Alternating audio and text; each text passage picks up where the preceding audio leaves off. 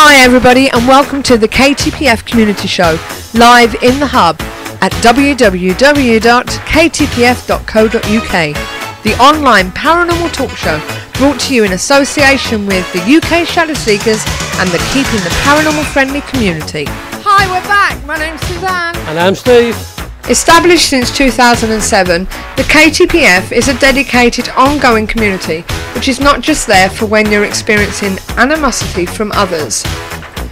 We welcome every paranormal investigator and enthusiast alike, including hobbyists, scientists and psychic mediums from around the globe, to join in as we cover this vast, fascinating subject, encouraging you to share information, advice and most importantly friendship. Remember, collaboration, not competition. Talk Radio. You hear us, we hear you.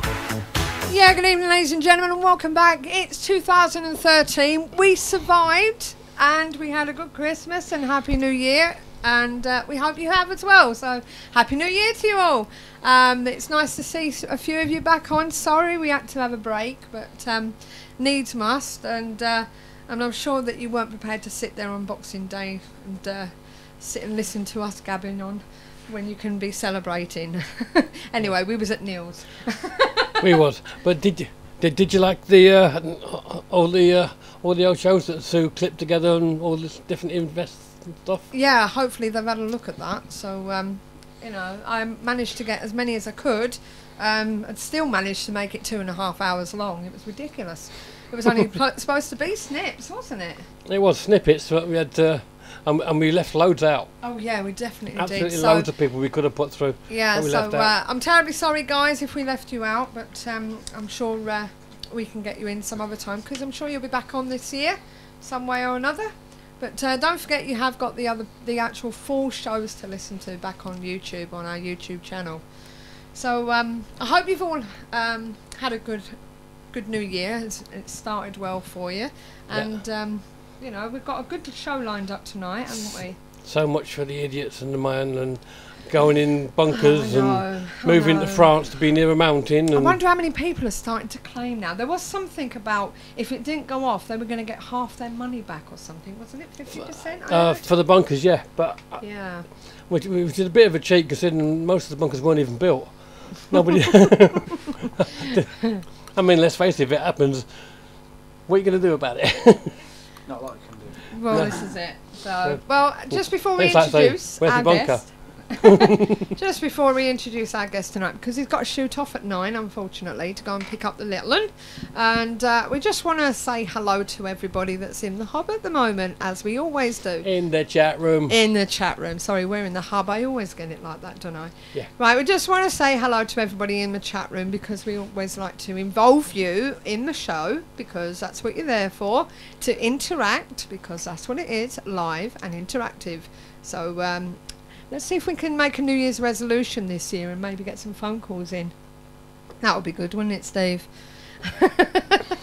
So let's just see who's here. Well, as usual, we have our latest testing technician, don't we, down there in Norfolk, with which is our JW. AJW. Which is John, which is Ghost Rider 2873, along with his Mrs. Vicky. Deputy Dog. Yeah, Deputy Dog. We also have Simply Joe there, so welcome to you, Simply Joe. And we also have our good friend from over the waters, our cousin in Minnesota, Doc Savage. The Reverend Doc Savage. That's him. Okay, and hopefully we'll have his wife Anita on somewhere. Could I sound any less American if I tried? No, you couldn't really. We also have in the chat room tonight, Steve, we've got Reiki Debs and Green Lee, her better half, her other half, whatever you want to call it. Deb's So, and also tonight have Nigel and Helen in there. We have Nigel and Helen. So, and Aggie's there. I'm sure I saw Aggie there somewhere. So, good evening, everybody. And as I said, tonight's going to be about cryptozoology, a subject that isn't really paranormal, but it does come under the paranormal genre. paranormal is not known. Well, this is it, So and these are about that's hidden animals. But animals that we don't actually know whether they exist or not yet. Well, this is it. They're just trying to So- prove it one way or the other. Well, he is.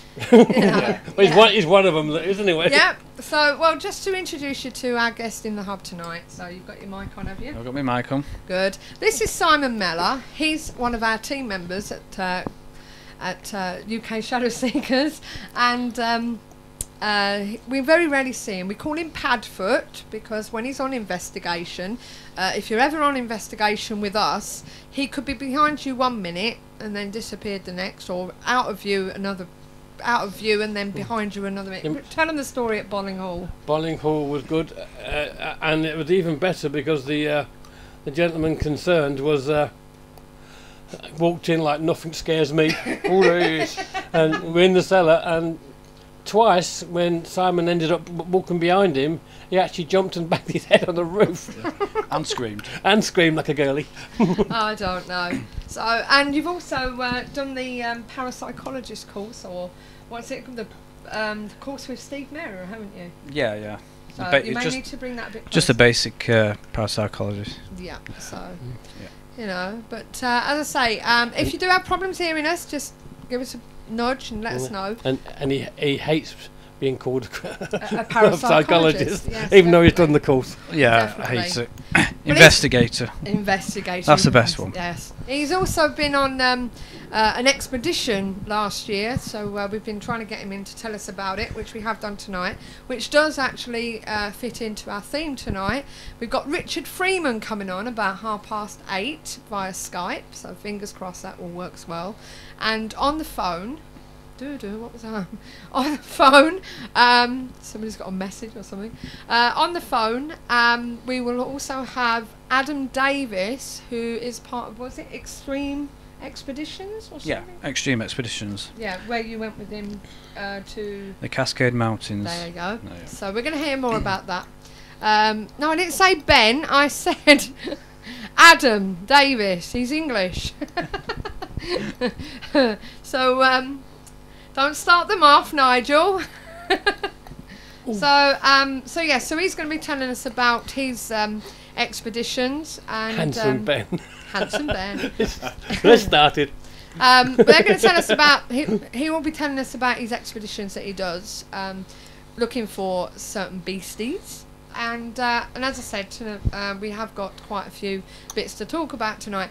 Now, I know, as I said, it's not part of paranormal, but when you're a paranormal investigator, truthfully, you have to really incorporate everything, you know, whether it be dimensions, UFOs and stuff like that. So, And also sometimes the noises you hear are the little beasties. they could be the little beasties, but we'll hear more about that If you're in the later. US, it could be a raccoon.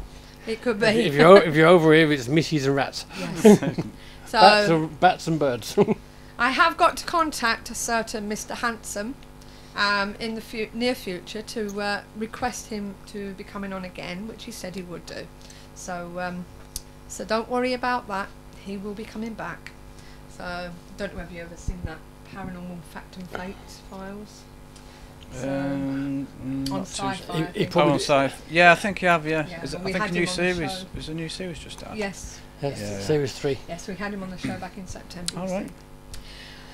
Well, and it all swooned off. All the men were trying to ask questions, and all the ladies were going, "Oh, you've got a lovely bum," until he went into the chat room and saw it.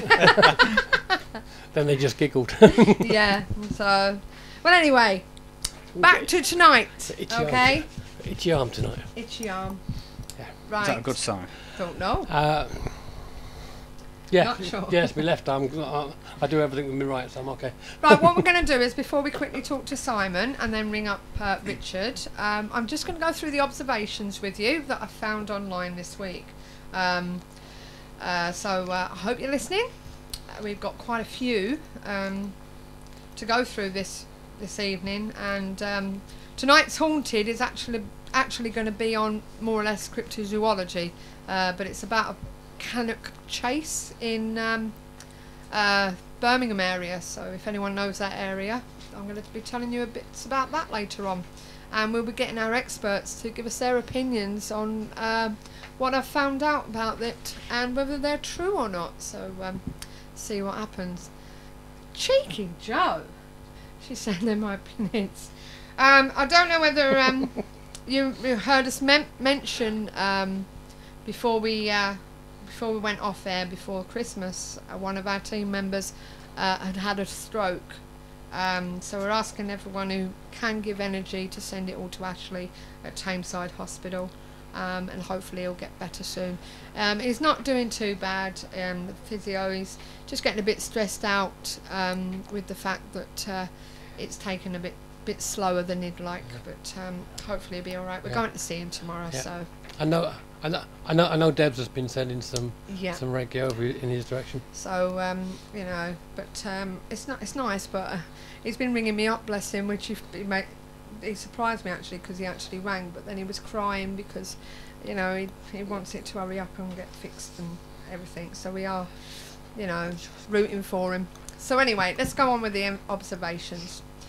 The disappearance last week of an aeroplane carrying Italian fashion mogul Vittoria Missoni and 5 others across the Caribbean Sea has been blamed on everything from mechanical failure to kidnapping by drug smugglers. Now a new theory has emerged.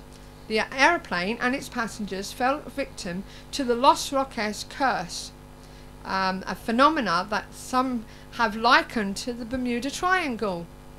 According to the British newspaper The Guardian, the plane was travelling 87 miles from the island resort of Los Roques, if I've pronounced that right, and oh god, big words again, an archipelago consisting of hundreds of islands to Caracas. You mean the archipelagos? That's the word. Venezuela on Friday when it disappeared over the open sea, according to ABC News.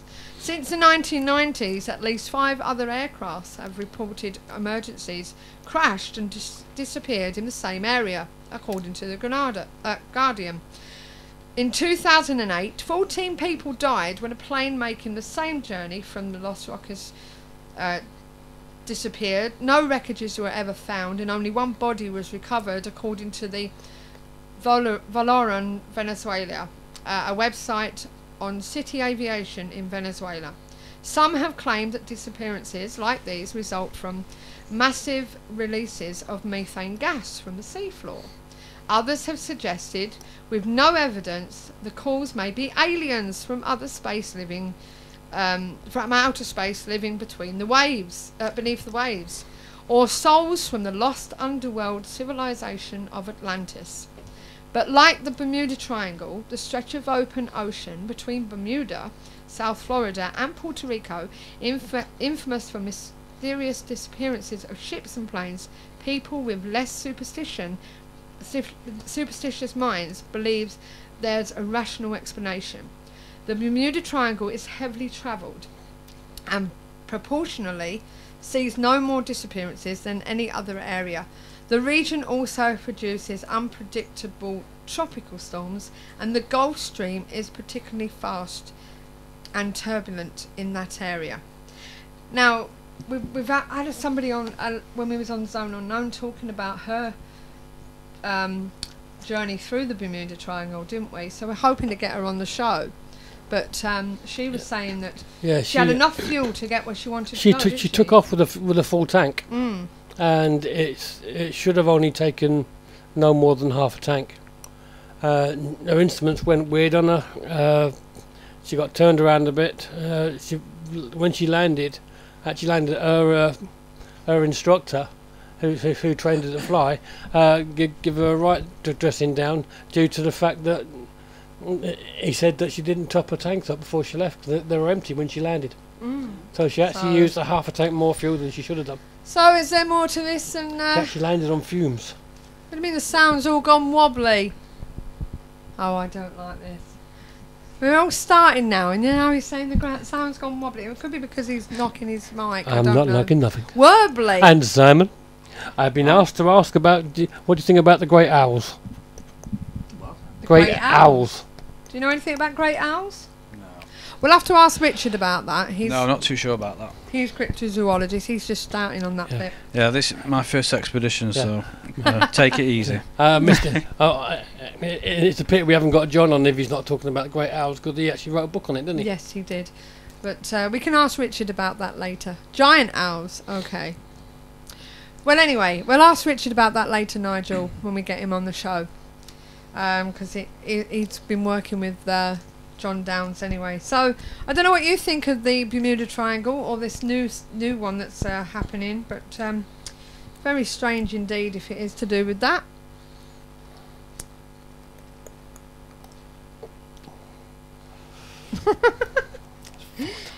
This happened in November 2012. Right, okay, this is another one.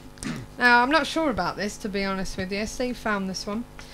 At a home in Hitching in the UK, the person involved had gone into some detail in this report, so as to exclude mundane explanations. I was sitting at my desk watching a film. I'm hanging on to mine. Shush. I ain't going nowhere. Shush. I was sitting at my desk watching a film on my computer.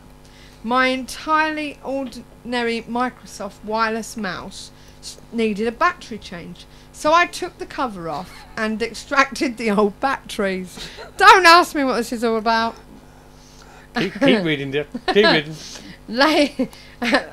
So I took the cover off and extracted the old batteries, laying the mouse, cover and batteries on the sheet of A4 paper that I used for a mouse mat. I reached for the replacement and carefully put them down so that they would not be confused with the discharged ones. This was all done while my attention was largely on the film. Right. You sure this wasn't you? You're always Nope. watching your films. I am, but I don't lose. I don't lose my bits. Oh yeah. A couple of minutes later, I put my attention on the paper, so as to fit the new batteries, and the body of the mouse had vanished. Yeah. Now we're getting there. I'm a fairly organised type, and the mouse was not within arm's reach. There was just the 4 batteries and the battery cover on the sheet of A4, looking rather forlorn. Clearly, the mouse had somehow fallen on the floor. Since it cost me some effort and pain to stand up, I decided to watch the rest of the film before picking up the mouse. When the film ended, I glanced down, and there was the mouse next to the other bits on the sheet of A4. I had taken no drugs, licit or otherwise, enjoy unaided eyesight, and drink only in moderation. The explanation that I favour is only for people familiar with I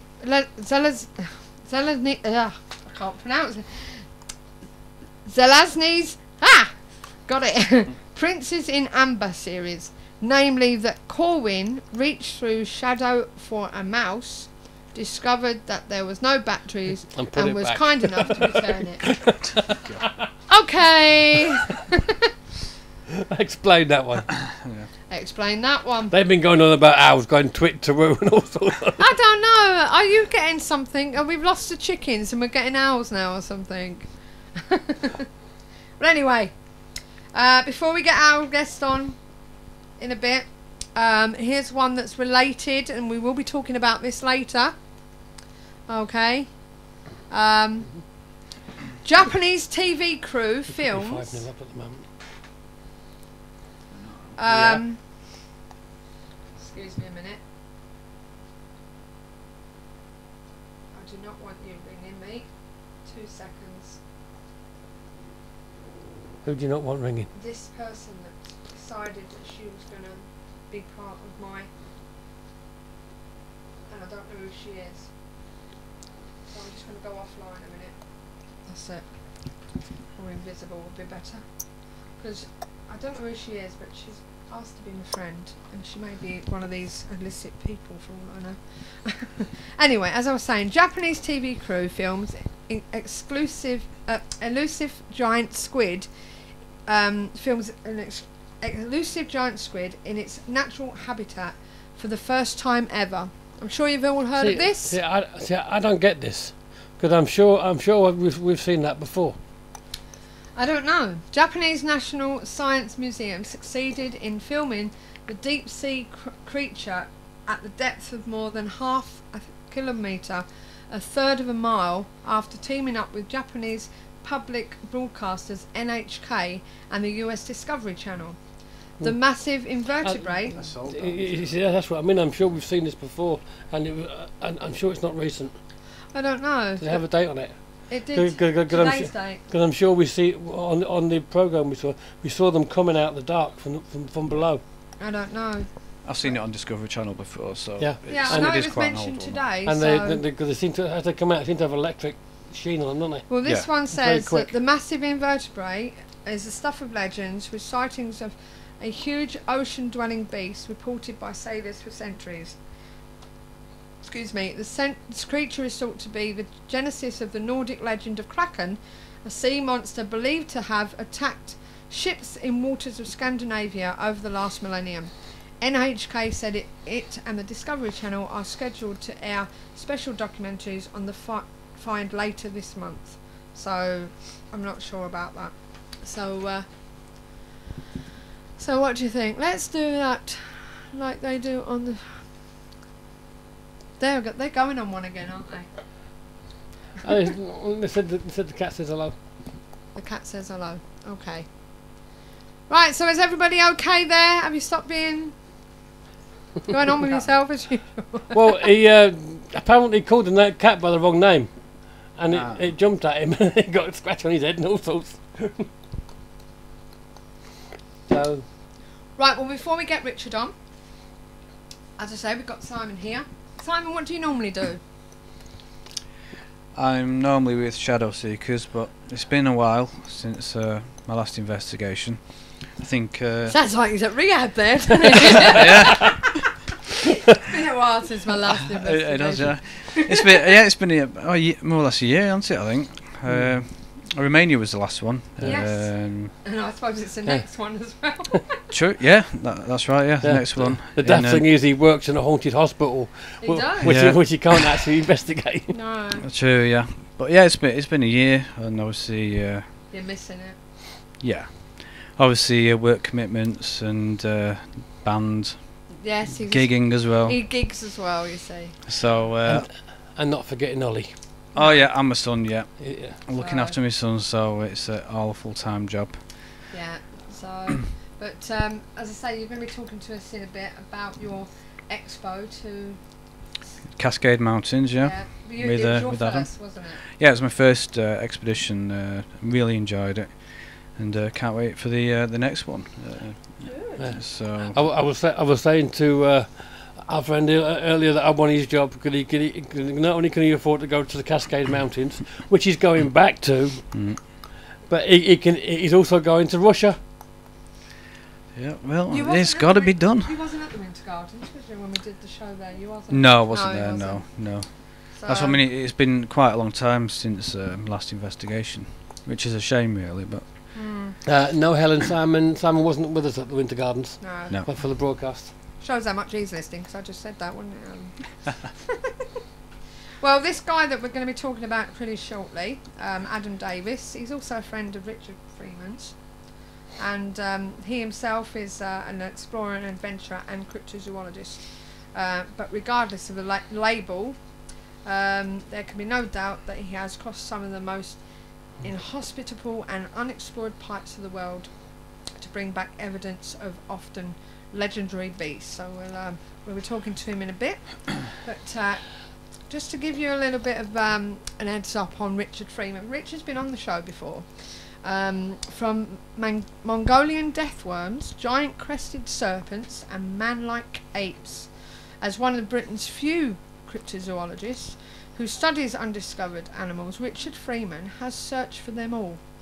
A fan of gothic rock music, he is the zoological director of the Centre for Fortean Zoology. He's also author of many publications, from Weird Devon, released in 1999 with Jonathan Downes and Graham Inglis, to his adventures in search of the Orang Pendek, Sumatra's forgotten ape. And he's also got his latest book that he'll probably be telling us about regarding the tales of Japanese horror, so we'll ask him about that as well. But as I say, we've got quite a lot to talk about tonight, about these weird and wonderful creatures that are out there. So I'm going to give Richard a call. And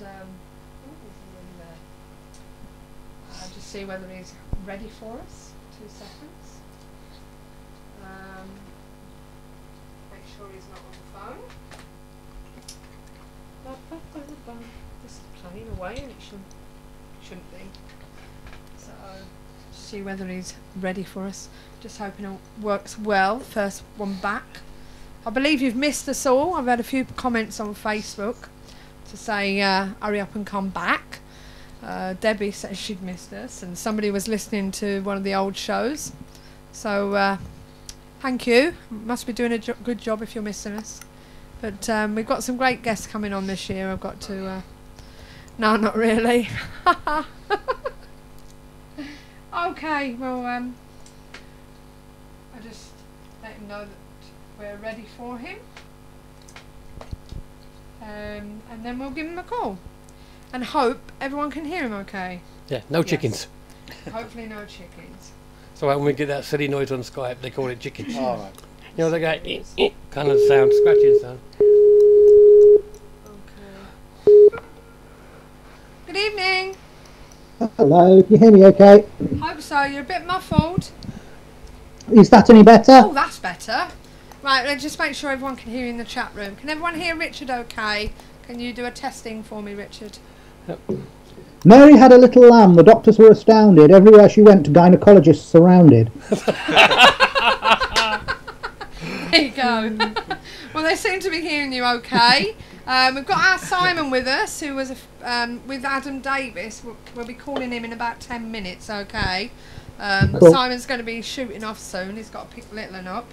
But Richard Freeman, welcome back to the show. You was on our first one, our first ever show, back in March last year. Yes, I recall. Yes.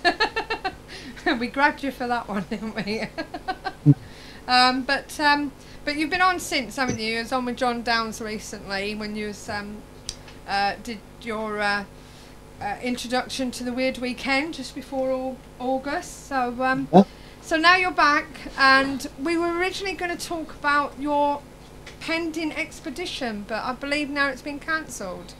Yes, I was due to be going over to Sumatra, which it would have been my, I think, 5th trip to Sumatra, with a French film crew led by a guy called Christopher Quillan.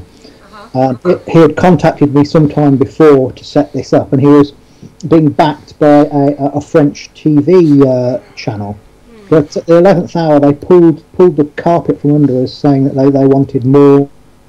Before they forked over, the money to back this, they wanted more tests done on the Orang Pendek hare. Now, at the moment, the Orang Pendek hare is being analysed by Professor Brian Sykes, who is the world's leading geneticist, and he's got a group at Oxford University that look into hair and skin and other material from cryptids, and it's been put together specifically to analyse possible DNA from cryptids, or rather to try and gain DNA from samples of alleged cryptids and identify it from that.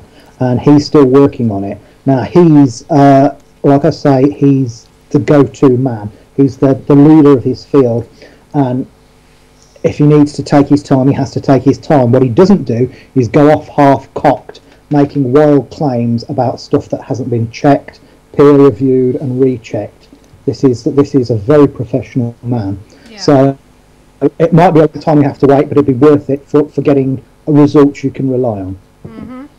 So what are you going to be doing in the meantime? Obviously you haven't booked your flight and everything yet.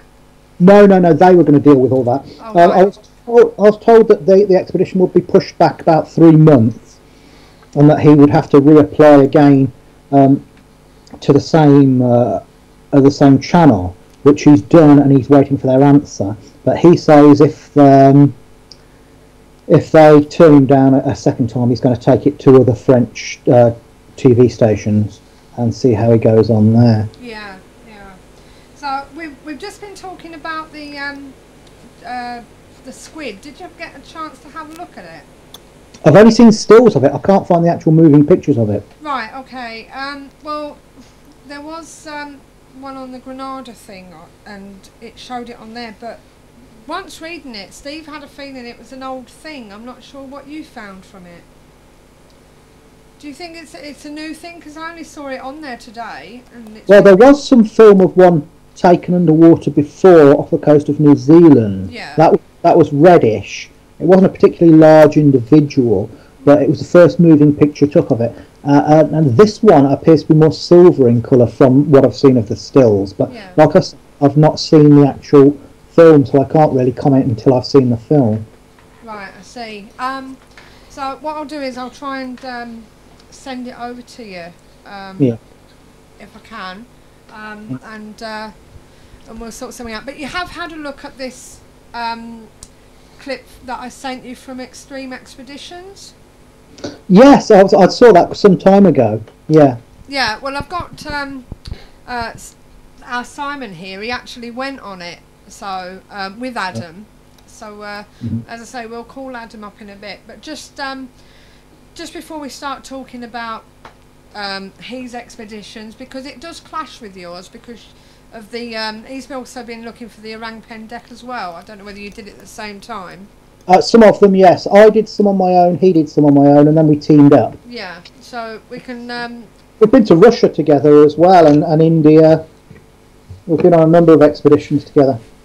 Yeah, Simon was just saying they were thinking about going back to Russia in the near future. So yes, I'd like to go back to Russia as well. Yeah. I thought we got very close to something in Russia. Right. Okay. But you've also been writing books, haven't you? I've just mentioned from your Weird Devon, released in 1999 with Jonathan and Graham. Oh, that's a lousy load of tripe.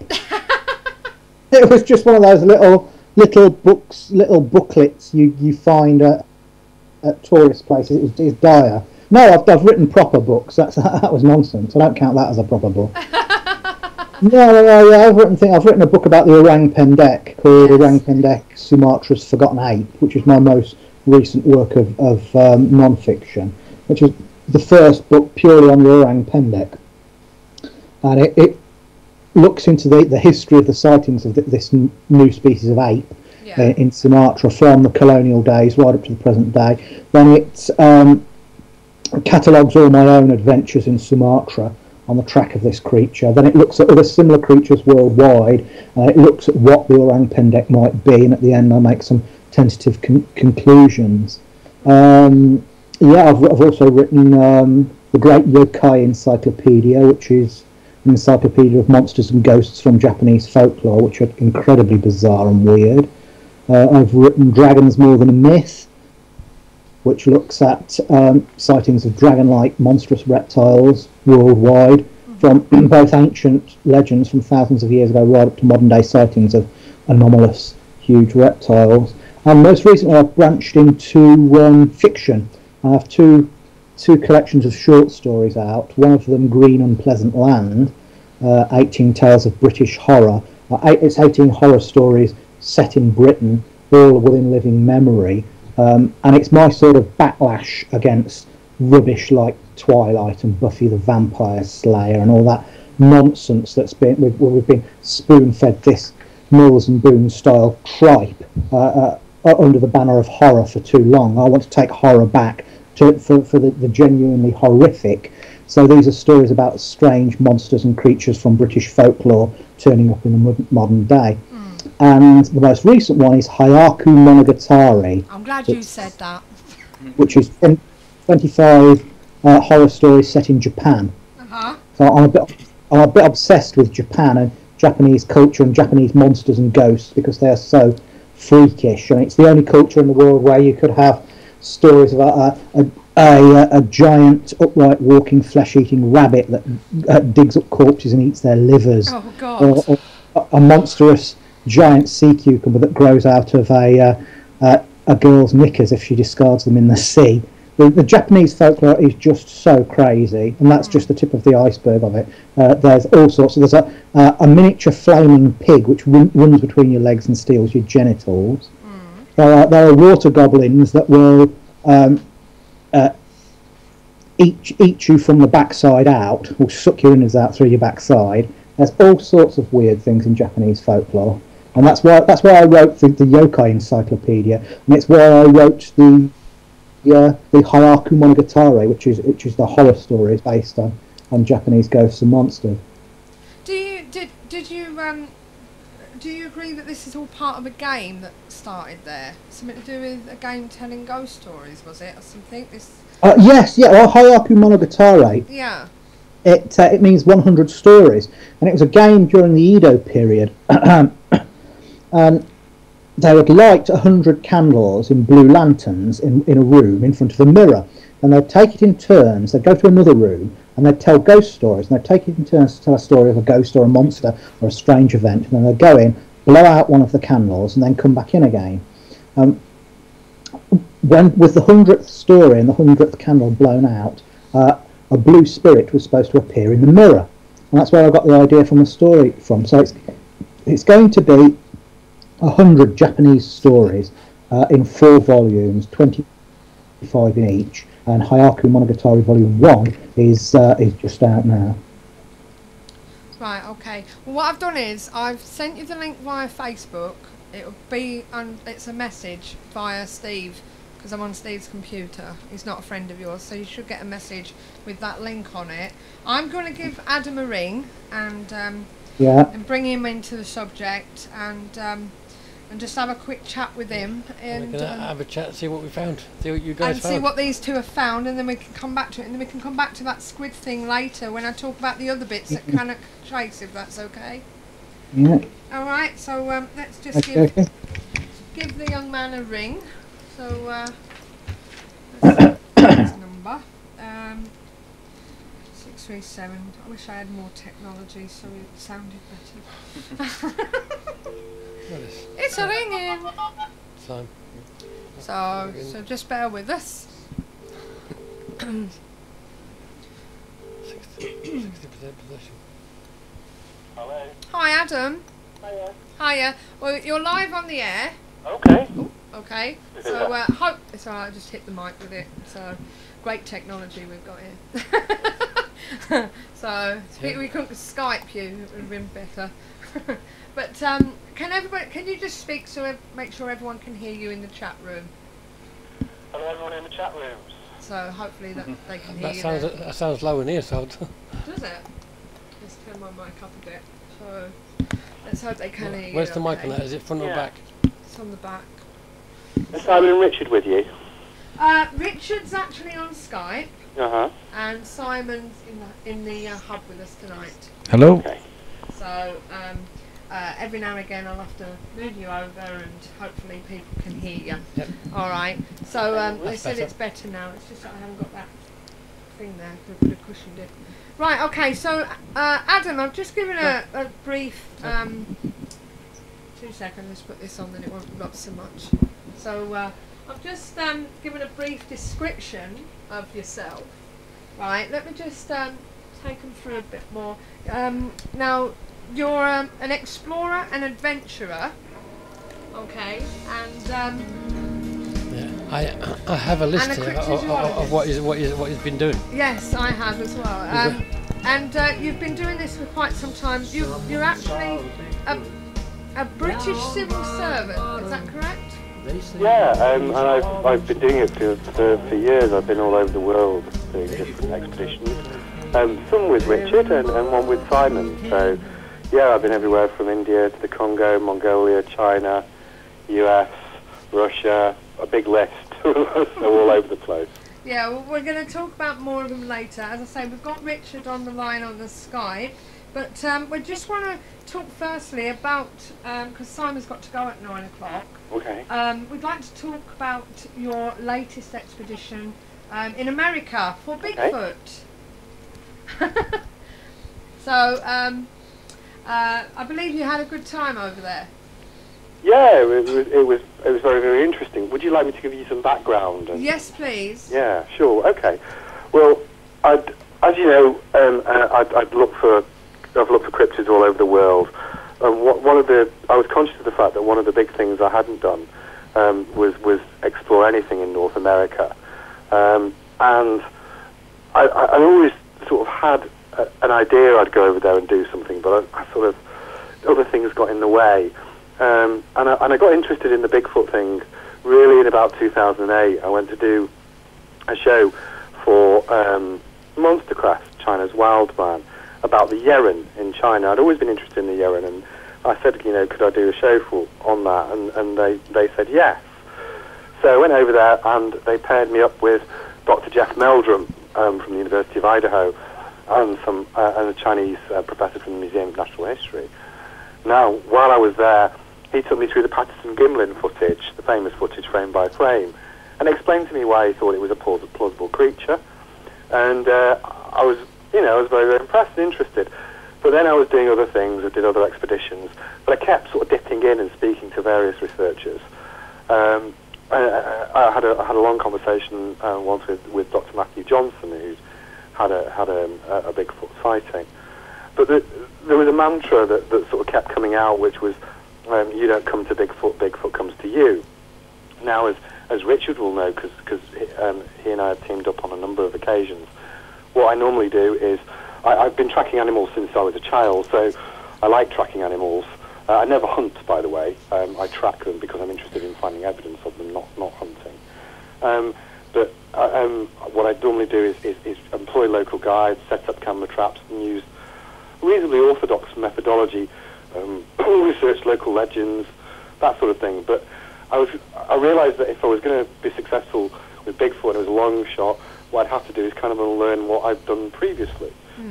And I should say that I'd like to think I'm not a credulous person. Any evidence I've ever found, A, has been freely and openly shared, and B, has been sent to credible scientists to analyse. So when we found prints and hairs in the past, they've been sent off to the world's leading experts for their opinion on them, and we've had success with things like the Sumatra, the Orang Pendek expeditions.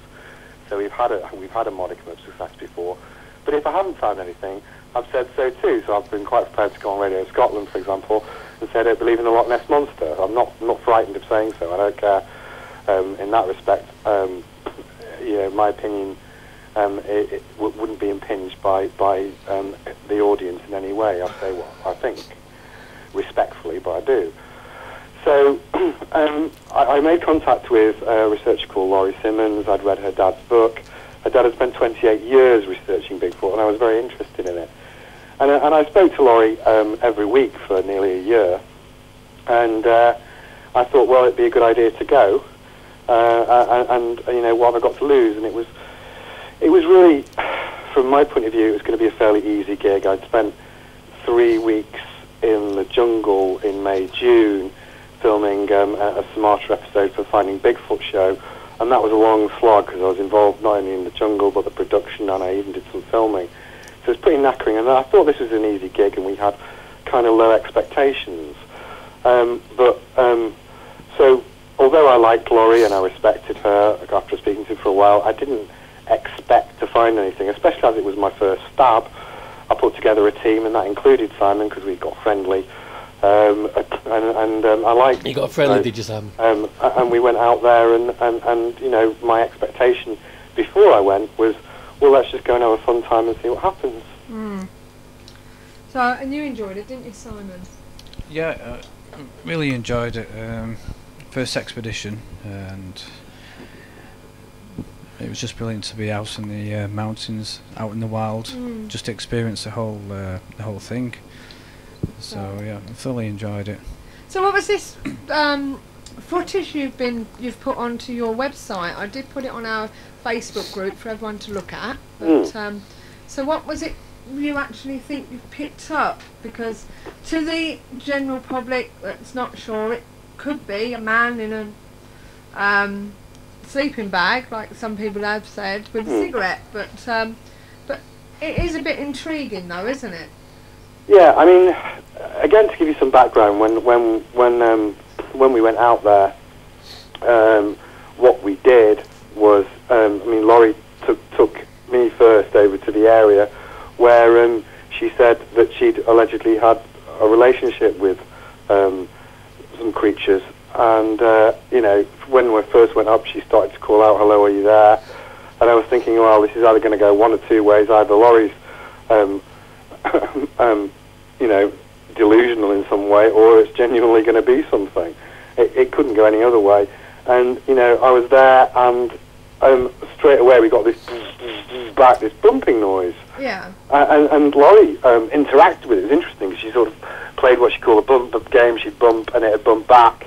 She'd been leaving food out for it, and it showed a preference for different foodstuffs that it wanted it. So it'd leave, say for example, the different types of apples. It'd leave some apples and not eat them for a while, and other ones it showed a preference for, and it was really remarkable. And I was astounded that we got these results. But at that point, you're sort of thinking, well, what is it?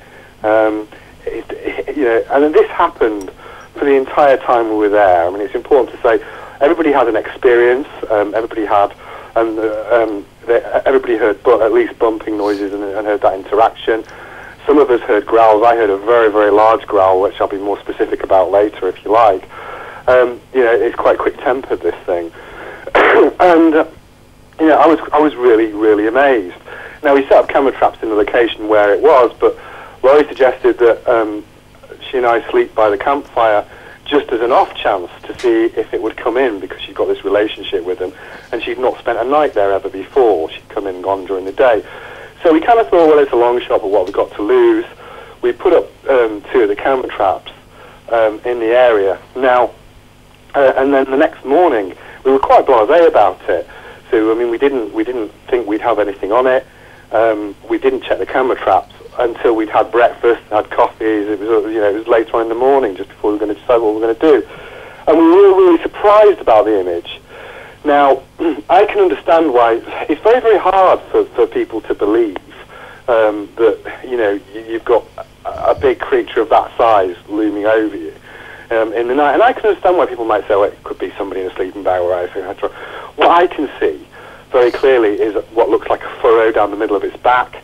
I can see musculature, and I can say categorically, because there was only Laurie and I by the campfire, and Simon can confirm that everybody else was asleep in their tents.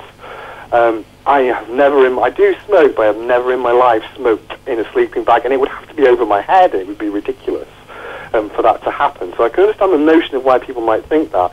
But, from my point of view, I am pretty sure it was a creature. And it disturbs me because I'm used to sleeping out in the wild. I've slept out in Sumatra, and also in the Congo I slept with the Bantu and the Pygmy tribesmen. And I slept on the ground, and I'm used to animals.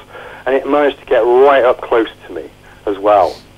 And I think the other point to say that's potentially significant, and you ask me any question you want, but I think it encapsulates it nicely, is that Laurie's dad has spent 28 years researching in that area, and he found some alleged hairs of the creature in 2010. Now, I have sent those hairs off to Professor Brian Sykes, the world's leading geneticist, and they are in the lab and they will be tested. Yeah. So we'll either get the DNA off them or we won't. It's as simple as that. He's not going to be swayed by any opinion. He publishes legitimate research. So I was glad I believed in Laurie. Laurie was genuine, and her dad had spent 28 years researching it. And, there was a cacophony of very strange experiences that happened all the time we were there. It wasn't a one-off incident. And, it was, I've been all over the world, and that singularly was the most shocking experience of my life, without a doubt. Oh, great. I don't know whether you're hearing this, Richard. Are you? Yes, I am. Oh, yeah. Good. I'm glad you can hear it. I'm not sure whether you can hear Richard. I can hear Richard, yeah. Oh, great. That's good. That works. So, this is... Have you ever been Bigfoot hunting, Richard? No, I've hunted for the Yeti in India, the Orang Pendek in Sumatra, and the Almaty in Russia. I've never looked for the North American Sasquatch. Right, well Adam has got a chronology of expeditions on his site. Did you want to go through them, Steve? Did you I say can you had indeed. them? I've got a list here, and I'm pretty sure that Richard was actually on one or two of them. The ones I've got A here. lot of them. I had missed out the India one on that chronology, by the way, but Richard and I went on together as well. So. Right, okay. Missed one. Update. Yeah, we're starting in 98 in Sumatra for the Orang Pendek. Which you went back in 2002, 2004, 2007, 2011, and then I believe that your September 2009 Sumatra was filmed for Monster Quest, The Real Hobbit. Yeah. And also in May 2012 you filmed for Finding Bigfoot, which is yet to be aired, or is that still needing update? It's yet to be aired. I understand it will be aired in February. And they've sent, I mean, I've had a look at the show. They sent me the show, and I quite enjoyed it. It was quite a good show, so I look forward to when it's coming out. So you're calling it The Real Hobbit? Well, no, I don't know what they're calling it. I've just seen The Real Hobbit was the Monster Quest one. I don't know what Finding Bigfoot called it. I haven't seen what. Right. Okay. So, and what else has he got there? Well, he's got the Makalamembe. Yep. Yes. In the Congo. That's another thing that Richard was mentioning last time. Yeah, that was in 98. 99 he was off to Norway. Yes. The Selma, is it? Selma. Selma. In 2000 he was back at the looking for them in the Congo. Makalamembe, and then Mongolia for the Alghoi. I assume that's the Mongolian death worm in English. Yeah. Because there's no way I'm going to pronounce that right. The Chinese Wild Man in May 2008. That's the Yeren, yeah. And obviously you've been to the Nepalese Himalayas looking for the abominable snowman, and obviously last year for the Sasquatch. But there's also mention here in Russia in 2008 for the Russian Bigfoot. Now, they're getting all over the place, really, aren't they? Well, I think they always was. It's a term that people use. I mean, Richard used the expression correctly, the Almasty. It's a tag that National Geographic put on it simply because it appeals to the TV market. They call it the Russian Bigfoot. We correctly call it the Almasty. So, but you were saying that... Would that be what you're looking for? You're going looking for, not Simon? Possibly, yeah. We're thinking about going to Russia. Right, okay. Later on, but obviously be updated on that. Right, but you enjoyed this expedition, did you say? Yeah, I want to do more. You want to do more? Yeah. I know we came back with some fabulous pictures of the area. Yeah. So it's just to experience the Adam, and a little bit of woody elves yeah, at the end. Next time you're collecting wood, can you stick him in somewhere else instead of right at the end holding a little bit? the massive log for the campfire. Can I just ask, Richard, what year was it we went to the Mundi Barung? Can you remember, in India? Oh, that was 2010. 2010, there you go. There you go. So, excellent. Well, we've got all these cryptozoologies around. I've been asked to ask about giant owls. Yes, giant owls. What can you tell us? So There were giant owls in the fossil record, particularly on islands. In the Bahamas, in prehistoric times, there was a giant flightless barn owl, which would have stood well over a metre tall.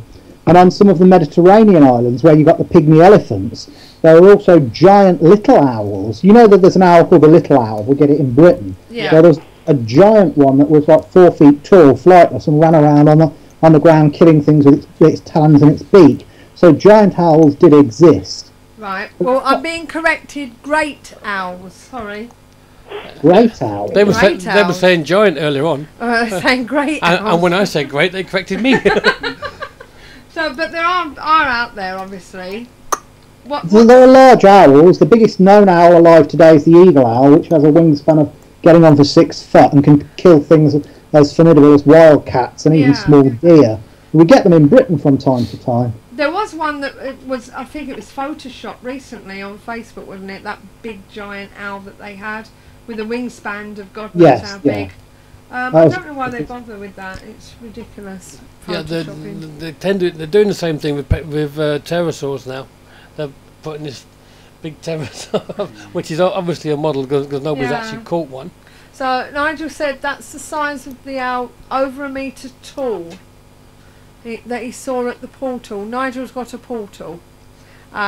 He's found a portal in Settle, Richard, and he's written a book about it. A portal where? In Settle in Yorkshire.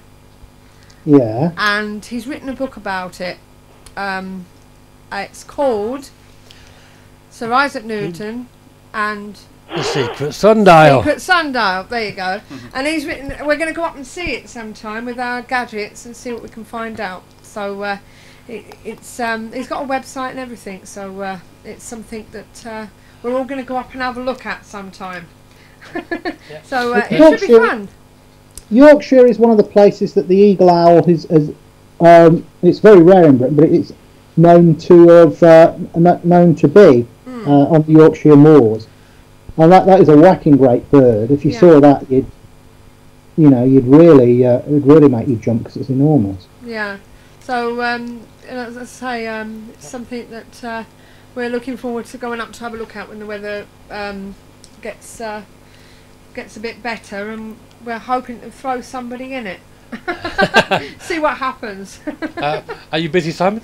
Yeah. Can we throw you through the portal? I'll be gigging. Yeah, you'll be gigging. Yeah. I've also been asked about Nessie, Windermere, and other Great Lake creatures. I know Richard thinks that Nessie's more likely to be a very large eel. Yeah. But what's your thoughts, Adam? I think it's a mutant eel species. I went to Loch Ness and I dropped hydrophones in the water. And I'd used them successfully before in Norway. I used hydrophones in Norway, and the only cryptid I ever saw was the cell-yawed serpent. I actually saw that in the water. But again, there was science behind it, because the hydrophones recorded, they were sent off to the Marine Research Institute in Bergen, and Dr. Soldal there said, I'm astonished to say it's an unknown species. If it had been Loch Ness, it would have been world news, but it was Norway, so it wasn't. So Scandinavian news. And sort of did a similar approach in Loch Ness and didn't have the same results at all. I mean, and I could hear the fish at night moving around, but I couldn't get I couldn't get anything on the hydrophone. See, the problem is, if you have a sonar reading, what a sonar says is there's a large object moving through the water, and that's kind of the end of it. But the thing I like about hydrophones is that you can subsequently analyse the sound. So in very basic terms, you could hear an animal talking to one another, and you can compare that against a data bank of known species. So you can draw some tangible conclusions, which you can't do with sonar. And even if I video it and I see it in Norway, people are always going to say, it's either crap or it's a tree or it's something else. You know what I mean? I mean, I did actually genuinely chase after that in a boat, which was amazing. But forgive me, I've got this flu today, so do forgive me. But with Loch Ness, everybody goes there wanting it to be true because it's in our waters, and I would have loved it to have been true, but. I met a fisherman in Foyers who said that they'd caught eels that were as wide width-wise as a man's waist. Yeah. So if you are on holiday, or even if you're a local, and you see something like that coming out of the water, you don't think, that's a big eel. Because of the association, you think that's the Loch Ness monster, don't you? I don't think loads of people are making it up. I remember seeing a testimony of a monk, because there was a monastery until recently, right on the water's edge, and I remember the head of the Benedictine order there said he'd seen something. Now, I think it's very unlikely he's going to make it up. He's not going to gain. So what are they seeing? And sometimes they're seeing things like tree trunks. I accept that, but sometimes I think they see a real animal.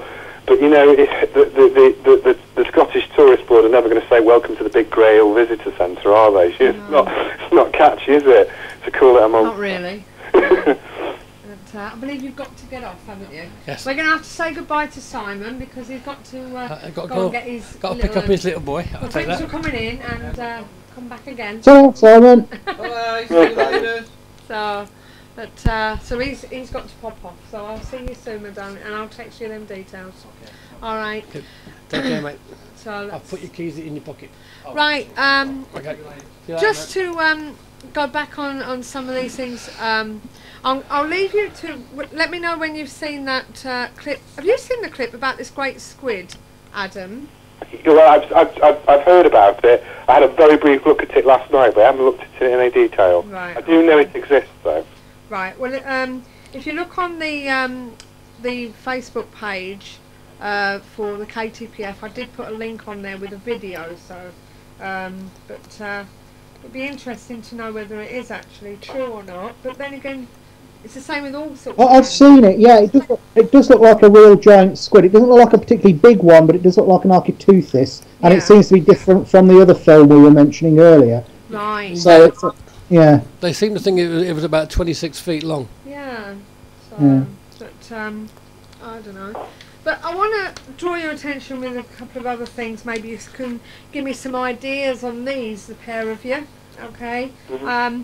As I say, we're normally doing a haunted section, but considering it's Cryptozoology week, we've decided to do.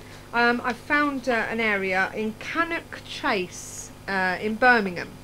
I'm not sure, whereabouts are you from, Adam? I'm from Manchester. I live near Simon. Oh right, so you can pop in sometime. Yeah, I only live down the road.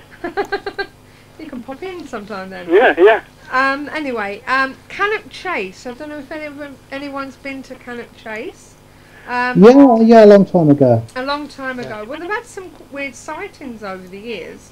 And we thought, as I say, seeing that the theme tonight is cryptozoology, we decided to include some strange sightings. Back in 2005, we're going to start with this one. Sightings of a snarling black panther sparked a police search as terrified residents steered clear of Cannock Chase as the latest in a long history of panther sightings are reported in the ancient woodlands. Eyewitnesses told of a large muscular cat, roughly 3 foot long, prowling in the woodlands near the Enterprise Centre. Terrified witnesses, but it's not just big cats that they've had. They've had UFO sightings that have been recorded over Hedneswood Hills, land which once used to be for druids for sacrifice and ceremony. They've also been having Bigfoot sightings. I don't know, I mentioned this to Simon earlier. He's never heard of the British Bigfoot. I don't know about you, Adam. Yeah, he put it up on his phone while we were setting up. Yeah, to have a look. so maybe you didn't have to go that far. I'm not an expert on Cannock Chase. I think I know who is. A guy called Nick Redfern. I think he's written a lot about it. I mean, Richard, you may know, but he's written a lot about that. I'm certainly seeing stuff that Nick's written. Yeah, he's written 2 books that heavily on sightings in Cannock Chase. He's written 2 books on man-beast type creatures reported in Britain. But what you've got to remember, we're a small country with a very big population. The idea that a large ape-like creature could live, a population of them could live in Britain and not be discovered is just a non-starter. Well, this is what they're saying. They said all the locals have spotted the mystery beast, giving the same description, a giant hairy creature with blazing red eyes. That was in 2006. In April of 2006, that was February, in April, there was another sighting, and it became as popular as the one in the United States, with websites devoted to it, and there was one site that was doing guided tours up there to look for it, but when I googled them they seem to have disappeared now, but they seem to be quite rife up there. There was another sighting in 2008, but some think that maybe the theory is down to paranormal, that maybe it's of a paranormal origin, but there seems to be quite a few that we found here. I mean, from my point of view, I mean, I concur with Richard. I find the idea of a British one quite hard to get my head round. Yeah. I mean, I'm not, I wouldn't presume to be an expert on paranormal. I'm sure you know far more about it than I do. I've never researched it. Not to say I'm not interested in stories about it, but it's not any area that I claim any expertise on.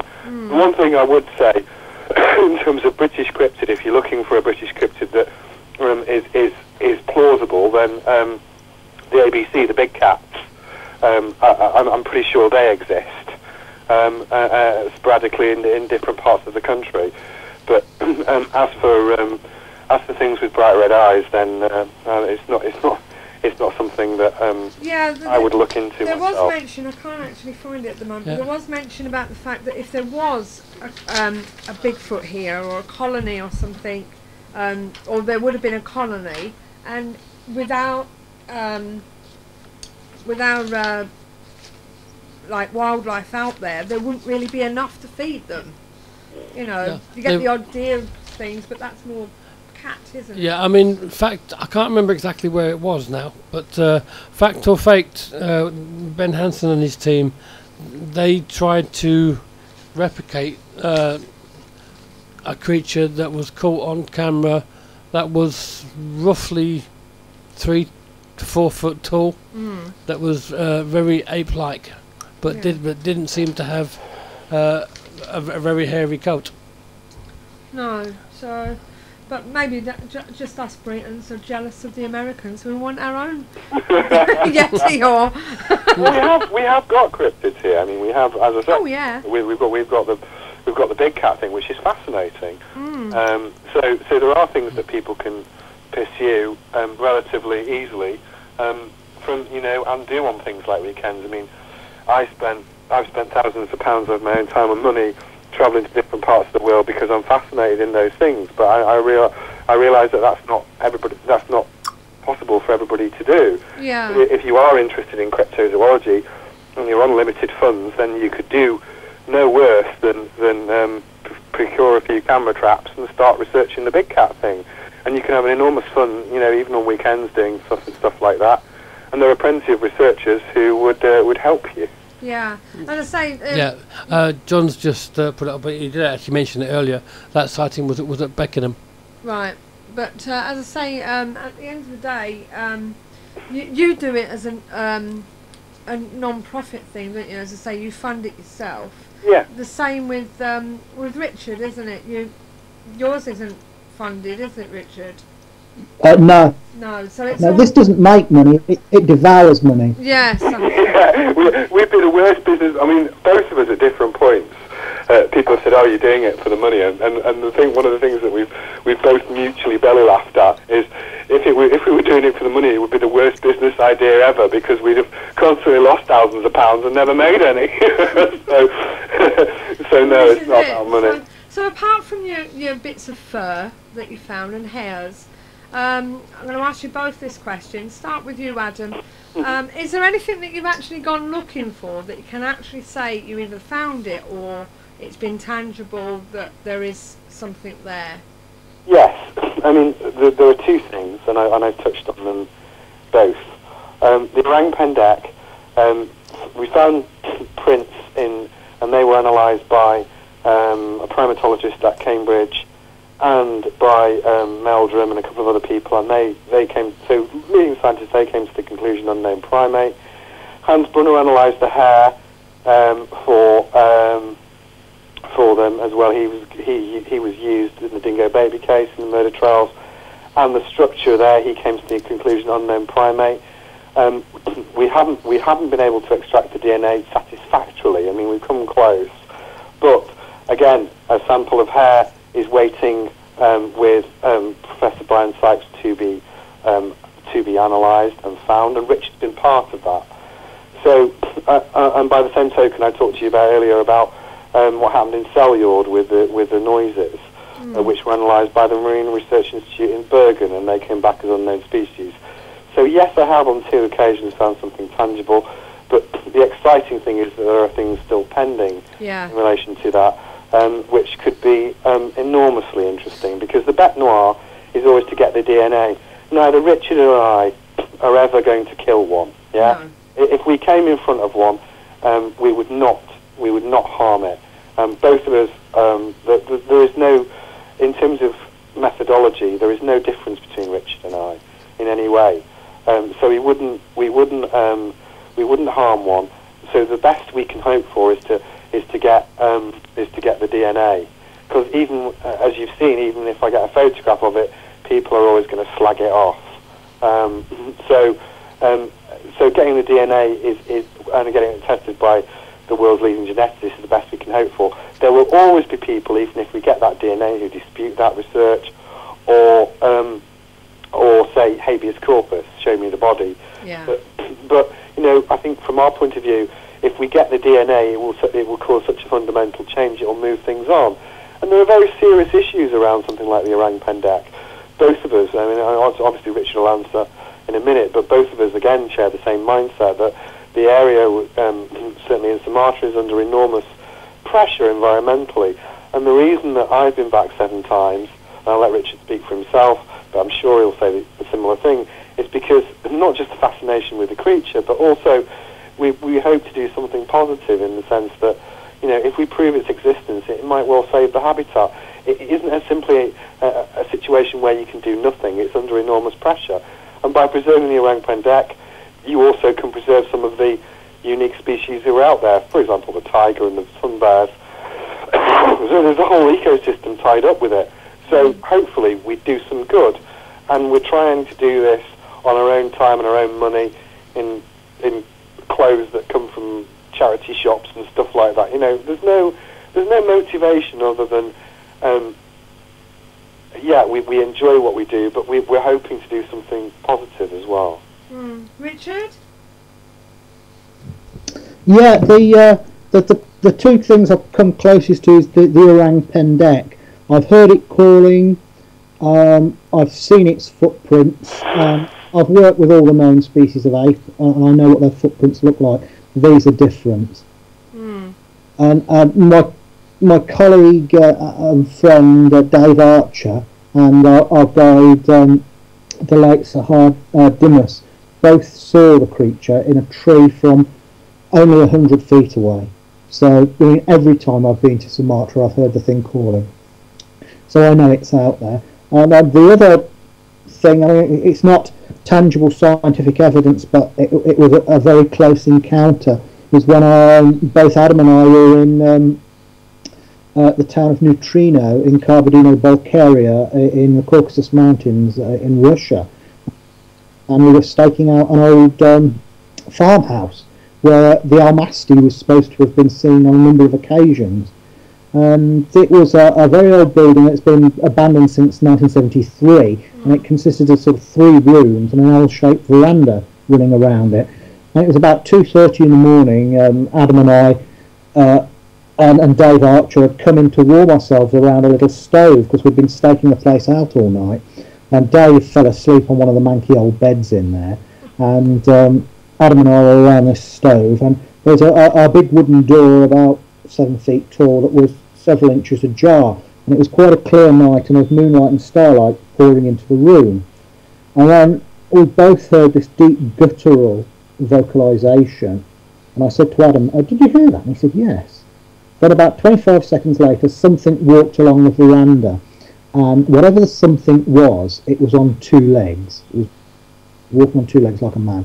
Whatever the something was, it was over 7 feet tall because it blocked out the moonlight and the starlight completely as it passed by the door. And I said to Adam, "Did you see that?" And he said, "Yes, there's something out on the veranda." We grabbed our digital cameras and ran out, and all we found was silence and darkness. Whatever it was had disappeared back into the night.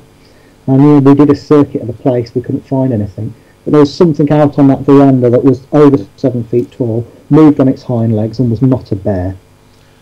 It sounds really fascinating. Does, I mean, Nigel's put a post on here saying that if they are physical real, then surely there would be some evidence of what the bodies that people have died out, and you should be able to take film and that of them.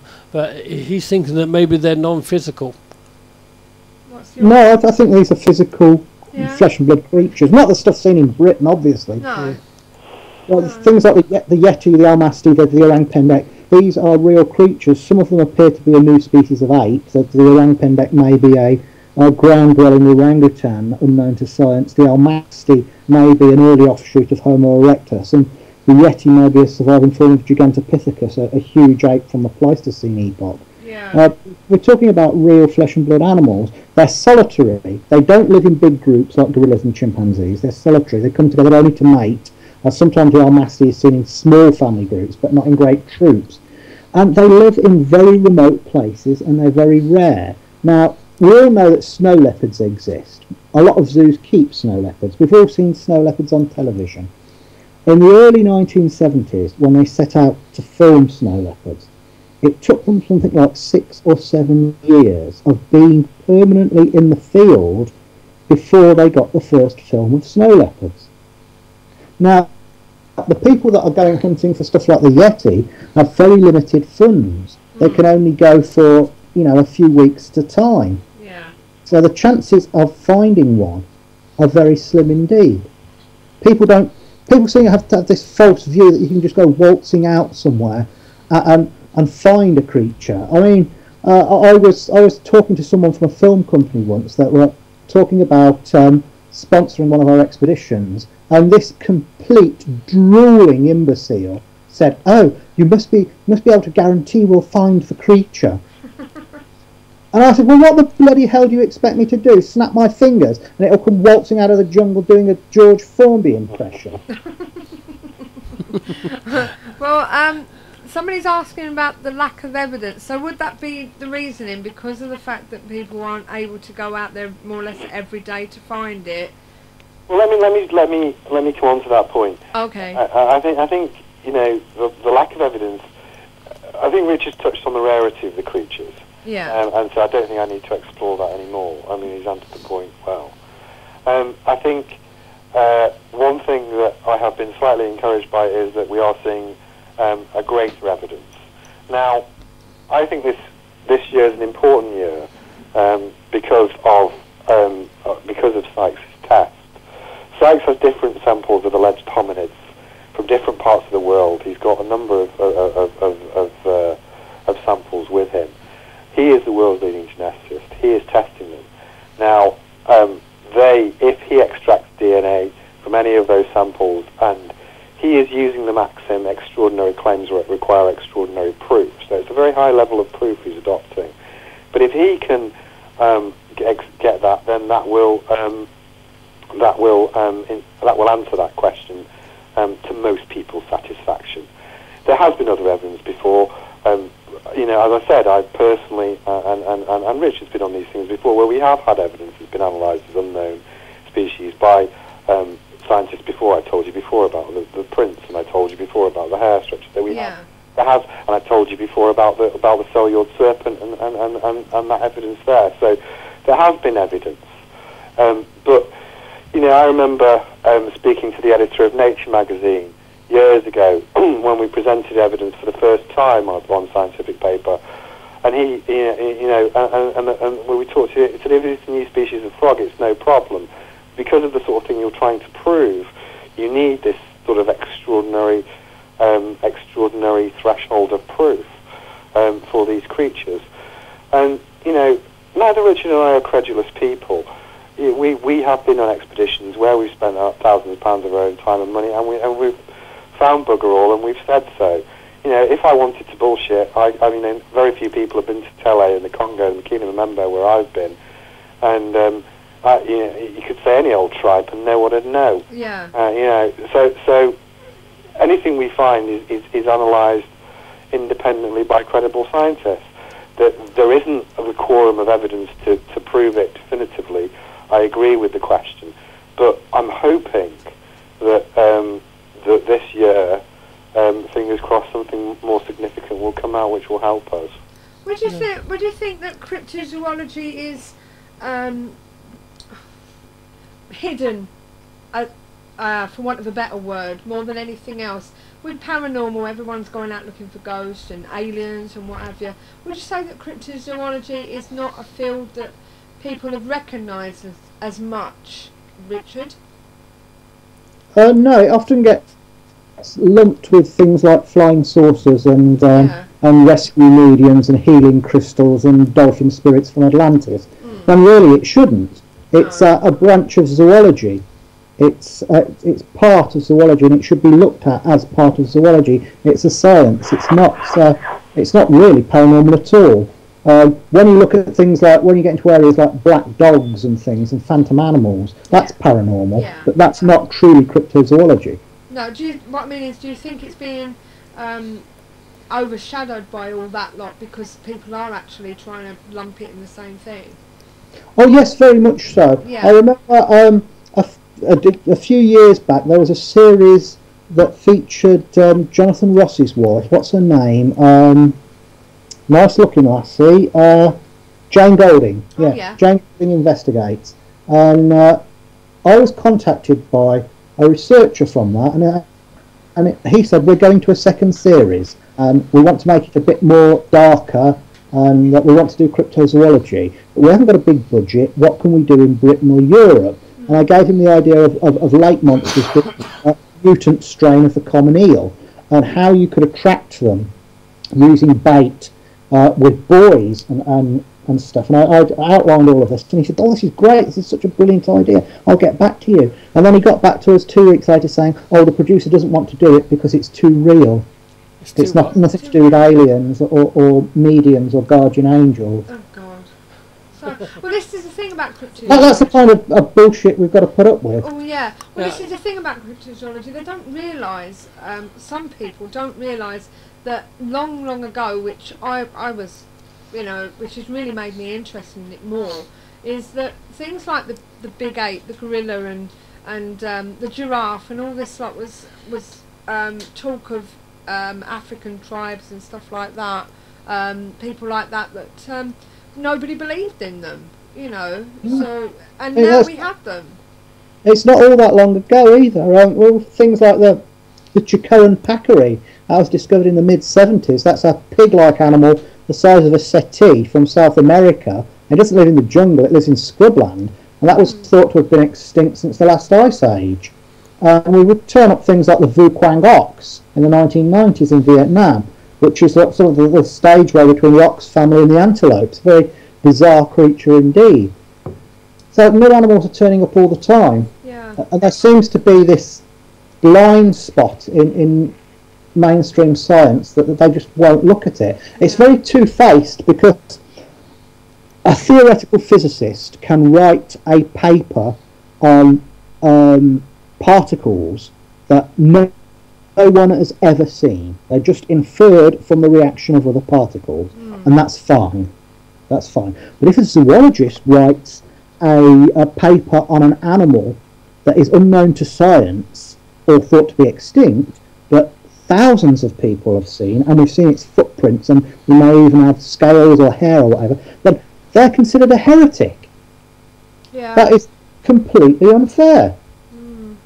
Yeah. It's utterly insane. You wanted to ask a question? Yeah, I mean, surely the animals you're looking for are in family groups, unless they're like the tiger, where the male actually lives alone. Shouldn't that make it easier to find them? Otherwise, they're just going to die out. Most of them are solitary. They come together only to mate. Yeah. The almasti has been reported in small family groups, but usually it's seen on its own. We're not talking about something that lives in big troops like chimpanzees do. As well.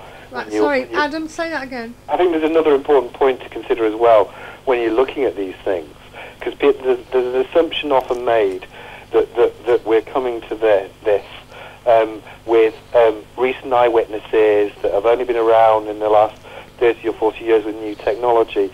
When you look at something like the Yeren, for example, in China, stories about the Yeren's existence go back to 6th century BC. Yeah, there are Tibetan manuscripts which list all the animals in the locale and mention the Yeti on those as one of those creatures, along with all the other things that are around. So these are not stories that are, to add to what Richard rightly said, these are not stories and legends that are around by people who've seen them very recently.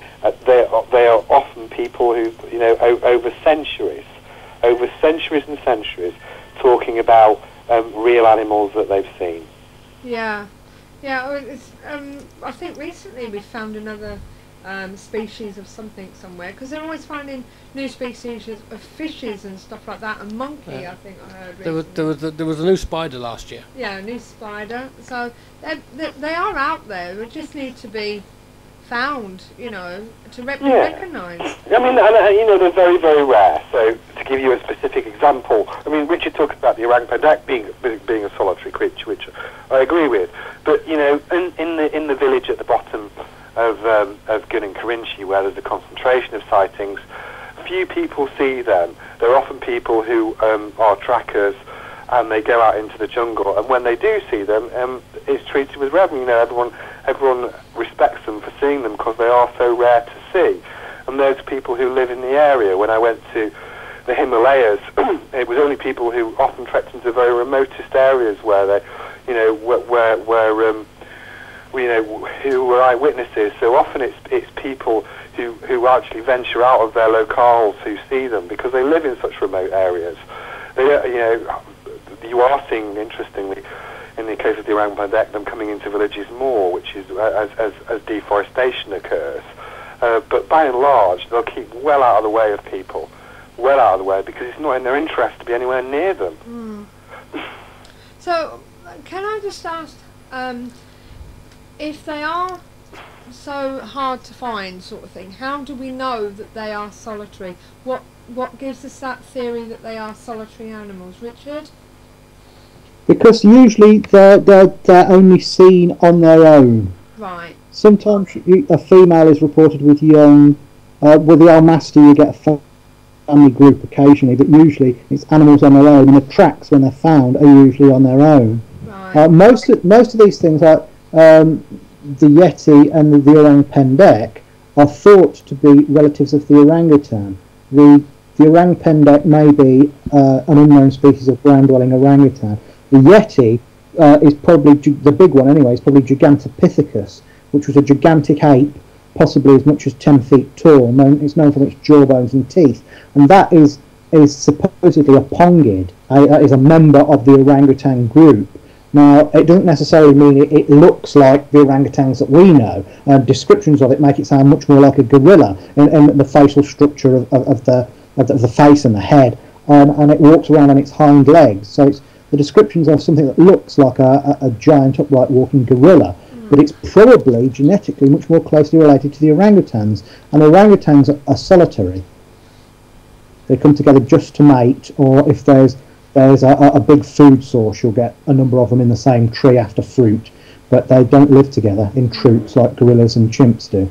And places like the Amazon, it's a very vast area. I suppose there's even tribes out there that we haven't really found as well.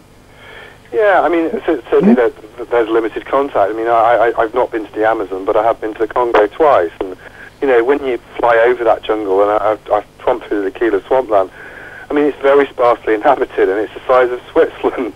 The idea that there isn't unknown species of plants and animals within that is frankly nonsensical. So look at it from the other way around, yeah? Yeah. There are bound to be animals and plants within the swamps of the Congo that are undiscovered. Bound to be. So you have to approach it from that angle. And the idea, say with the Makili Mbembe, of a creature there existing that's very rare, is intrinsically plausible. It's not implausible, given that if we were to spend an extensive amount of time in that jungle, we'd find things, no doubt about it. Talking on an independent point of view, I know you go looking for the Makili and Orang Pendek, etc. As a general cryptozoologist, what would you like to be the next animal that's found? What's your opinion, Richard? The thylacine, or Tasmanian wolf. Tasmanian wolf. Yeah, flesh-eating, a striped marsupial, very dog-like. From Tasmania, Australia and New Guinea. Yeah, that's the one. That's the one I think is probably the most likely to exist. Yeah, there are reports that it didn't actually get extinct, was it? Is that what they're saying? It was. It's officially. it's thought of as being extinct since the mid-30s, but there's been well over 4,000 sightings of it since then, including one by a zoologist who saw it very close up. There's been a couple of sequences of film that seem to be pretty good as well, and it's even been its continued existence has been predicted by a computer program. Professor Henry Nix wrote a computer program called BioClim, and what this thing does, it's a research tool for field zoologists, and you program everything you know about an animal and its preferences into the computer, and you program everything you know about a certain terrain or a certain country or a certain land, and it will match the two up and predict where the animal is most likely to be found. So for instance, if I wanted to know what was the best place to find white rhinos in Zimbabwe, it would match it up and it said you're most likely to find white rhinos in Zimbabwe in these areas. Now, to test this, he did it with the thylacine in Tasmania, and there was something like a 98% match-up between where the BioClim program predicted thylacines would be found and when and where they were actually being reported. Right. And Adam, what would yours be? I'd add to Richard's point, first of all, by saying, yeah, I've spoken to eyewitnesses about thylacine myself, so I do believe it exists, including some very hard-nosed Australian farmers who've seen them in Victoria. For mine, I always wanted the Orang Pendek to be proved because I know that exists. Recently, I'd love for Bigfoot to be proved. I think that would be amazing because I think that would be such a world headline. It would bring the rest of cryptozoology on as well. Yeah. And you know, as I say, for me right now, I'm waiting with bated breath for Sykes' results. You know, I don't know. I don't have any inside information. He'll publish and release them as soon as he does. But I think it's all about that this year, really, for cryptozoology. Yeah. Yeah. It would seem that cryptozoology is like the poor cousin to everything else. Yeah, it does, doesn't it? It tends to get dismissed a lot. But before we let you go, Adam, because I know you've got a phone call to sort out soon, can you just briefly tell us about your website and what it's all about? Well, mine was extremeexpeditions.net. You've seen it, and you know, that just gives the background and information on the website. You can find us on Facebook as well, and you know, feel free to contact us through there. Or you know, if people want to contact me through you, that's fine as well. Right. And what about if people want to go on these sorts of things? Is there somewhere they can do that? Well, I mean, yeah, when I do expeditions, I normally take one or two new people every year. I mean, Simon came this year, didn't he? So, and he hadn't been on one before. I generally tend to like to meet them first. But you know, anybody can contact me, and you know, if they want to contact me via the website, via Facebook, or through you, I'll always chat to them, and that's how I got talking to Simon, and that's how Simon ended up coming with us. So, you know, it's always a first step. Yeah, and as I say, you've got one coming up soon, haven't you? Simon was telling me about. Well, Simon's going on. I'm not going on that particular. Oh, are you not? Simon's going to Russia. Right. At some point in the year, I understand, but it's not one I'm going to. Right. The next time I'm away is in February. Right. Okay. And what's that for? I'm going back to the Pacific Northwest, but not predominantly for an expedition. But I am going to the area, the research area where I was, only for a night or two. Okay. But I haven't decided what I'm doing yet after that. Right. Well, thanks very much, Adam, and hopefully we'll speak to you again. Keep us posted. Yeah, we'll do. All right, and thanks again. No worries. Cheers, Adam. Bye, Adam. Rich. Bye. Well, that was Adam, and as he said, you can have a look at his website. We've still got Richard with us, but we're going to just go and do a quick break, okay, and do the paranormal events for you. Okay, so we'll see you in a moment. We've got all the news right here. Don't go away. Yeah, I'm fine. Fed up of wading through the activities and events that other advertisers include? Find just what you're looking for at paranormaleventsforyou.com, your one-stop paranormal directory. On the 12th of the 1st, Prestige Paranormal Events are doing a ghost hunt with a 2-course dinner at the Feathers Hotel in Ludlow. And also on the 12th, spooky events are off to the Bradwell Farmhouse in Milton Keynes. On the 19th of the 1st, the Haunting Team are going to Hinckley Museum in Hinckley.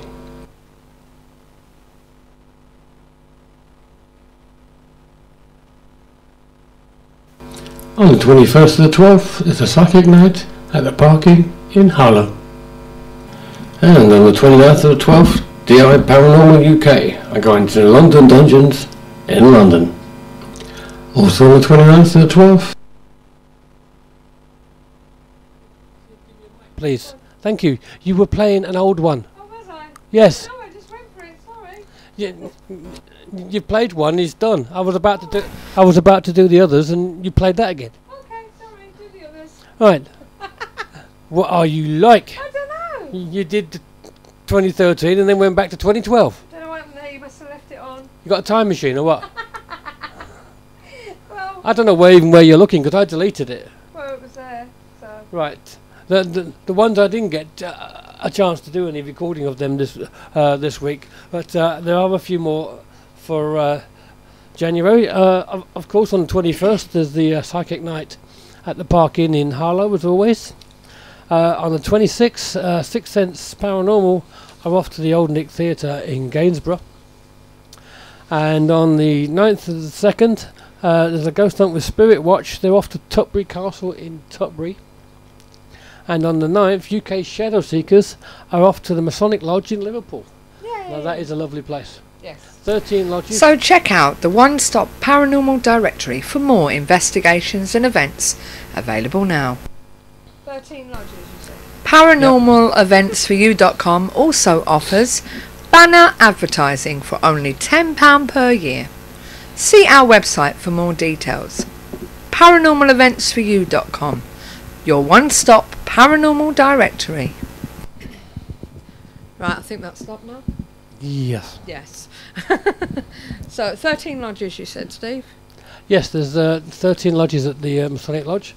It also holds the first women's lodge as well in there. So, yes, so we'll be going back to there in February. Yes, Right, back yes, good to fun. our guest, Richard Freeman. Are you there, Richard? I am, yes. Right, welcome back. I just want to go back to this Cannock Chase. There was a couple I didn't mention, okay, as part of our haunted session, or section, I should say. Now, apart from the Bigfoot and the cats, they have actually been mentioning sightings of a giant serpent. Back in 2009, Nick Redfern believes it's more than a monster mutant and may have links with the Loch Ness. It's a 14-foot snake that lurks in the undergrowth. Have you heard of this one? Yes, I have. But you've got to remember, Burmese pythons are very popular as pets in Britain. Yes. There are probably thousands and thousands of them, and they can grow to over 25 feet long. A number of them have been found just out in the wild where they've been released. I mean, a dead one was found in a canal once in Birmingham, and that was 15 feet long. So sightings of things like this could be referring to pet pythons that have been let loose. I mean, in Florida they're thriving because it's hot over there and breeding. Or they could be referring to very big eels. In the Birmingham Ship Canal in the I think it was the late 80s or early 90s, there were a number of reports of enormous eels.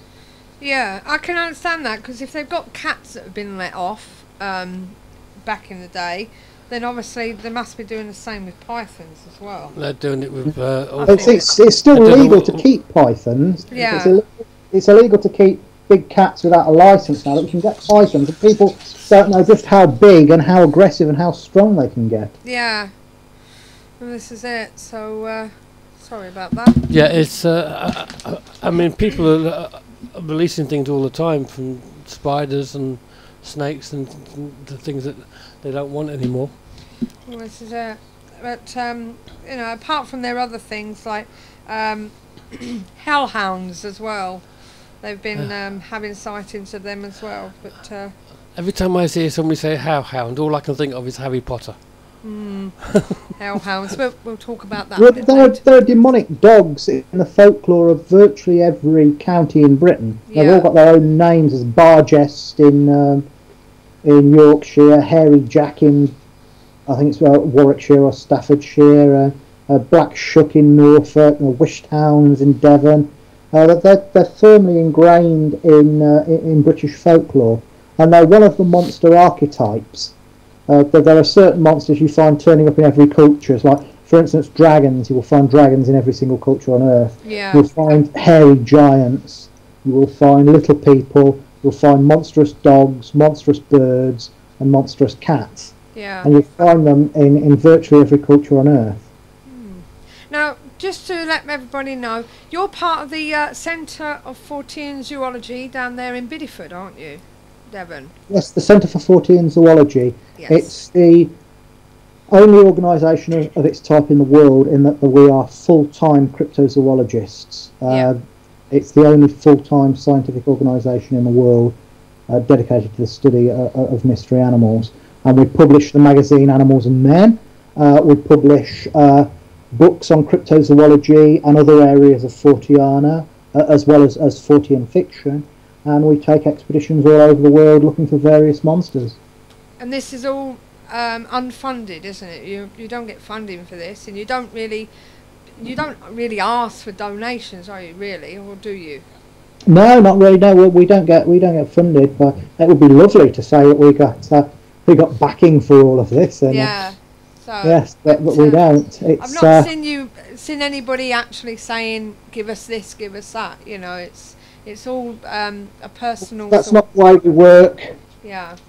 I mean, there are certain cryptozoological websites that have adverts plastered all over them, and it all looks a bit crass. We don't want to go that way. Yeah, well, this is it. And obviously, you have the Weird Weekend that you do every year.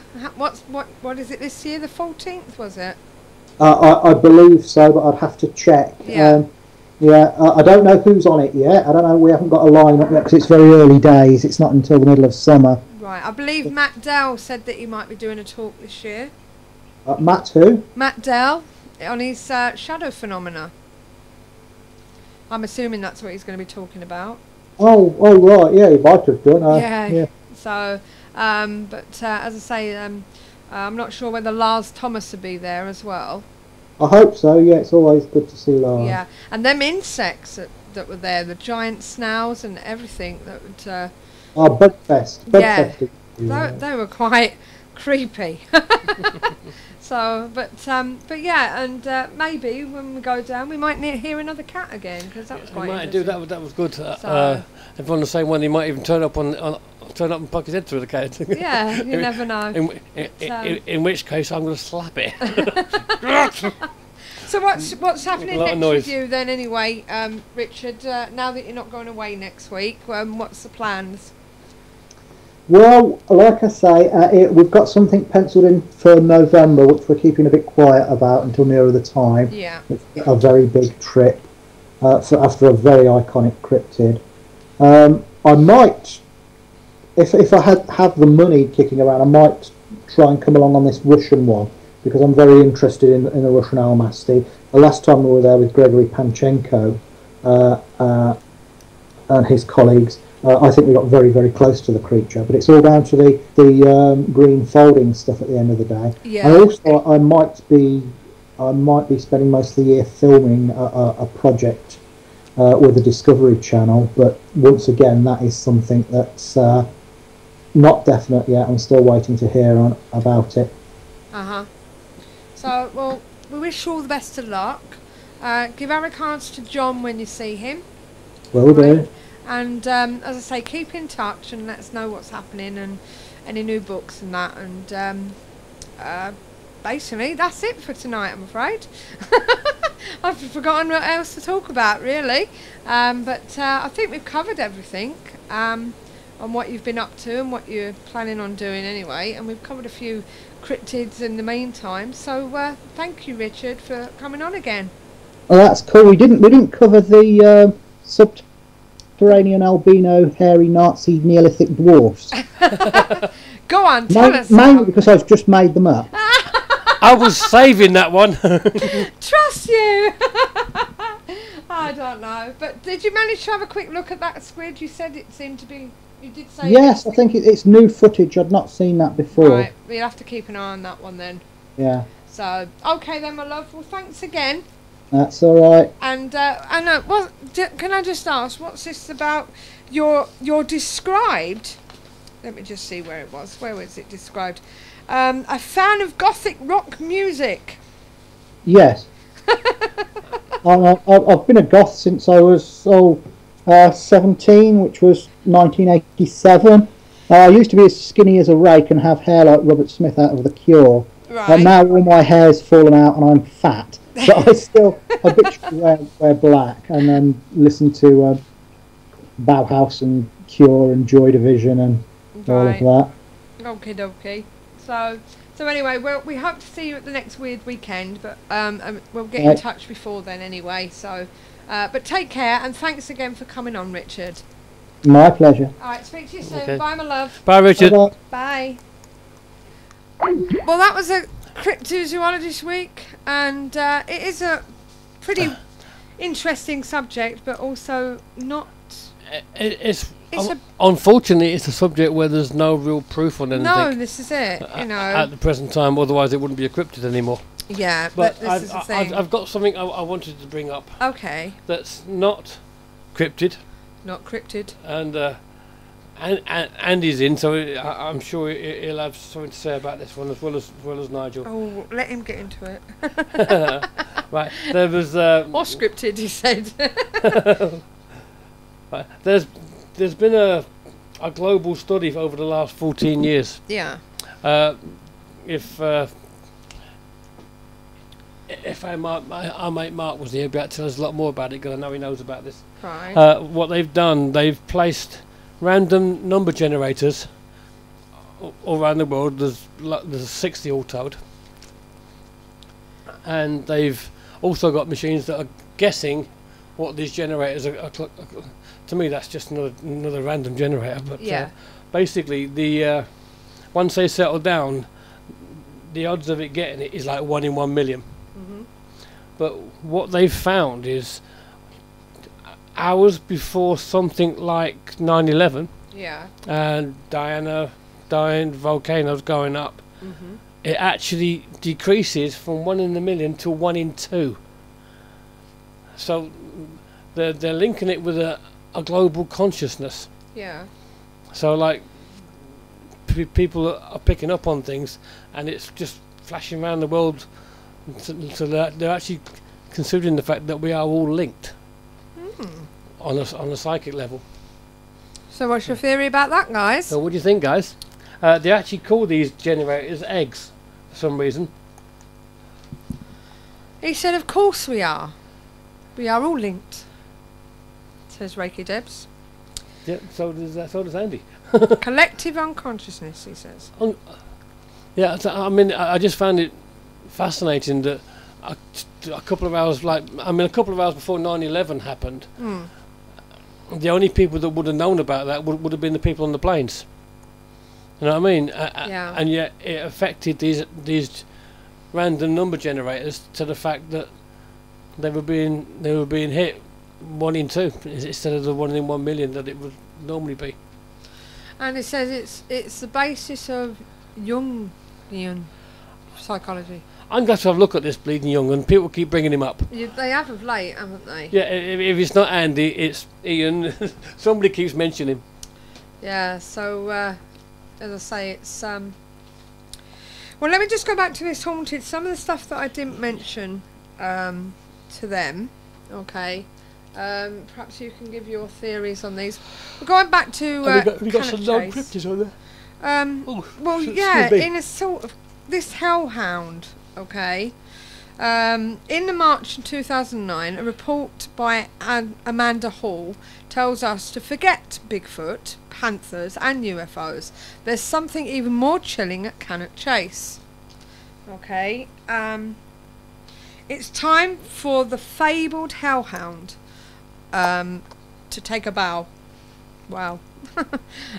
Reports have been received on paranormal websites of a demonic dog roaming our area. The hound is also known as the ghost dog of Brereton, has been seen on numerous occasions stalking the roads leading to Brereton, obviously. The apparition has been described as a large black muscular with sharp pointed ears and strange glowing eyes. British folklore indicates that the black dog forewarns death. Okay. The most prominent sighting happened in the 70s and early 80s. Whilst driving through the Chase in 1972, Nigel Lear described seeing a ball of light crash into the ground. He slowed down to take a closer look and was confronted by the biggest bloody dog I have ever seen, he says. Yeah. And so we're talking about what was it? What did they call it in Harry Potter? The Grinch. I ain't got a clue. The Hellhounds was in the other one. Within a month, one of Mr. Lee's close friends died in a terrible industrial accident, which Mr. Lee believed may be connected to the dog apparition. Perhaps if Neil was here, he could tell us more about this. He's on there. So in the January 1985, that wasn't a dig, Neil, honestly. There was another report of the hellhounds stalking Coal Pit Lane, Brereton. Mrs. Sylvia Everett of Cannock Wood Road described a strange misty figure moving across the road as she and her husband drove on a warm and clear summer night. Although they could not explain the incident, Mrs. Everett believed that it may have been connected to the dog lore of Brereton. Traditionally, demonic dogs are associated with graveyards, bridges, water, crossroads, and places connected with violence and death. And approaching Brereton on the Rugeley Road, you come to an ideal crossroads where the Rugeley Road, Colliery Road, Stylecop Road and Startley Lane meet. The area is associated with former Lee Hall and Brereton collieries, hazardous places where workers at times met with terrible accidents. Could there be a connection between these sites and the spectral hound? That's what they're asking. And the latest paranormal resident of the Chase has proved a hit all around the world, with websites including the US chronicling the history.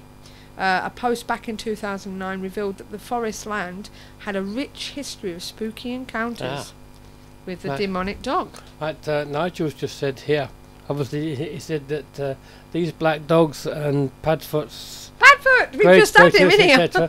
etc., they actually protect the energies that lead into portals. Now, isn't that weird? Ooh, we're back to your portal. That is a bit weird. And Nigel, if you actually listen to the Christmas rerun, I actually mentioned your book again. And I said I'll be collecting later. But they have flagged all these stories across the American-based Creatures of Time website.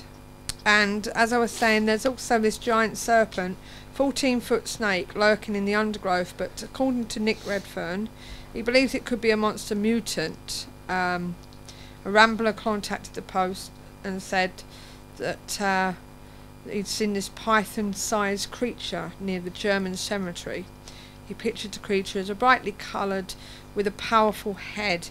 Now, could it be that people have actually let out these pythons? Yes. And I can pretty much guarantee that. I think that, because if they're eating all the deers and everything. Yeah, and going back to devil dogs, Neil said that devil dogs are linked to be protectors. So why would the folklore that they're actually saying it suggests that there's going to be a death? Well, it's a bit like there is one about that, isn't there? It was the. It's an old-fashioned thing, isn't it? What do you call it? It's like Hound of the Baskervilles was based on a similar story, wasn't it? Was it? Yeah. So when the hound was heard, a member of the family was going to die. A bit like that thing at Alton Towers. If the branch falls off. Oh yeah, if you took the chain off, somebody would die. Yeah, not the chain, but they chained it up to prevent branches falling off. But if a branch falls off, then the member of the family's going to... A lot of it is superstition. Yeah, I think that's what a lot of it's boiled down to is superstition, but people do believe in it, you know. So, but as I say, it is an interesting subject. I know some people, you know, there's certain subjects people can't really take on. Neil said it was to protect the soul that was to cross over. Right. That would be a reason why they were linked with death. I see. Keep looking for me glasses, they're on my head. So, but now obviously some of you haven't agreed with our cryptozoologist this evening. No. Have they? No. But we do have to cover everything. And to a point, I would agree with them. I must admit, yeah, it does seem right. I mean, they were saying on there, if the male was the dominant, the hunter-gatherer, so to speak, yeah, then he would be out. They would be out seen on his own. You wouldn't see the family group, would you? It. Yeah. So there's. But like Nigel said, it was a great debate, though. Someone please chase them off then. Chase what? What, the dogs? But no, seriously, the ravens. Oh, that's at Tower of London, isn't it? They reckon if the ravens leave, the tower will fall. Yeah. And so will the monarchy.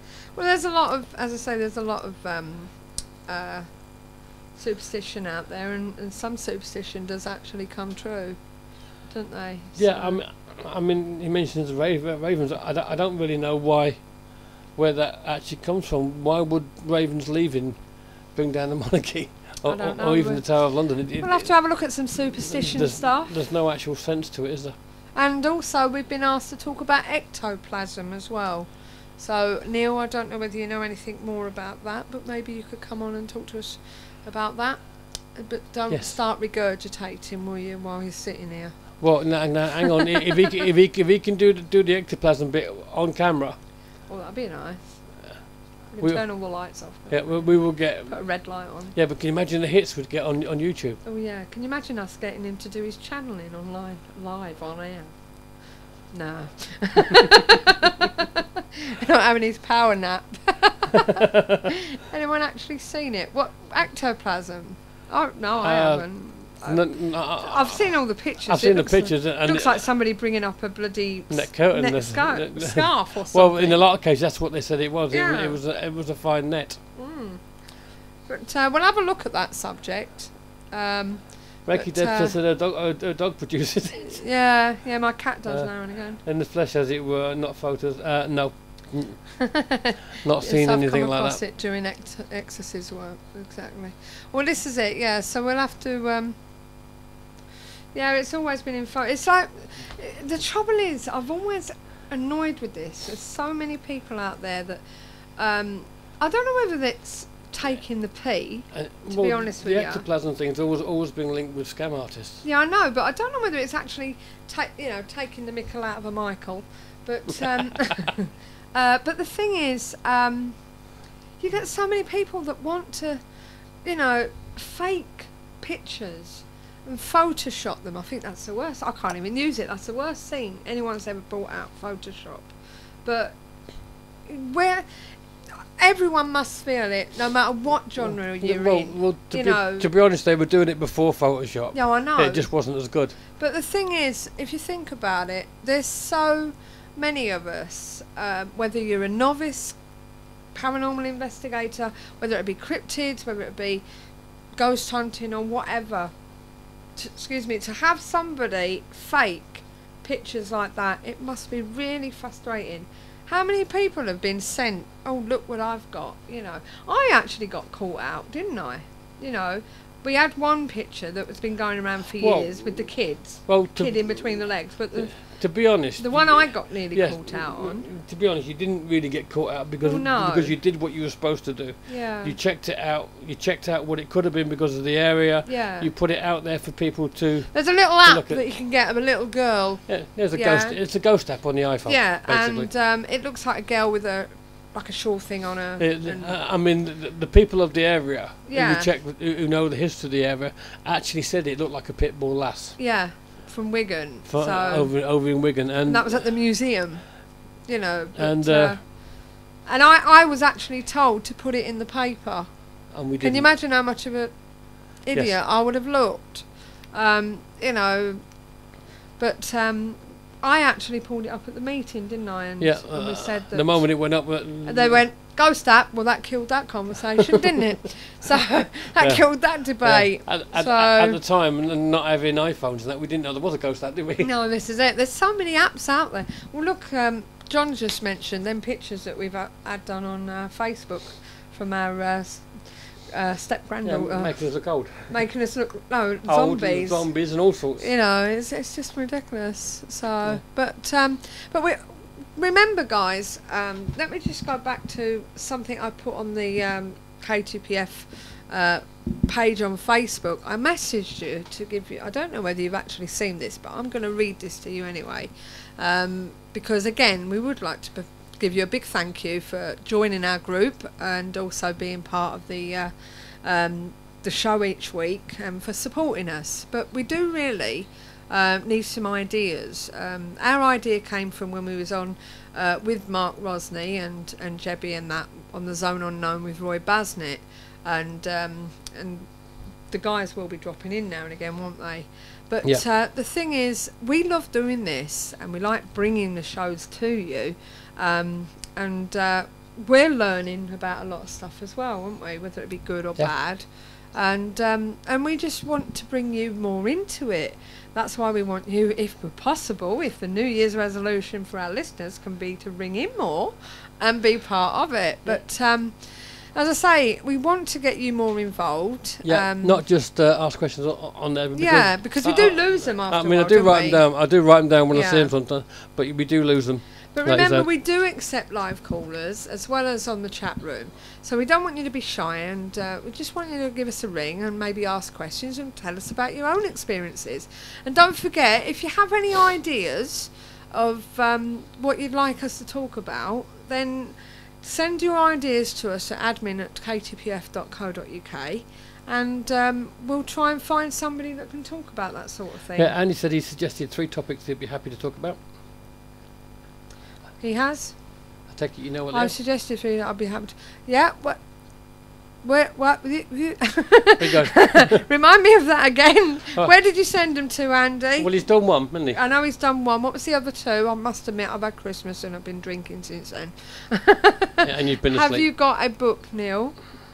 If not, you should write one. Now, there's an idea, Neil. Occult roots of Nazism. Oh yes, definitely. We'll probably get you in for February for that one. Okay. JFK assassination as well.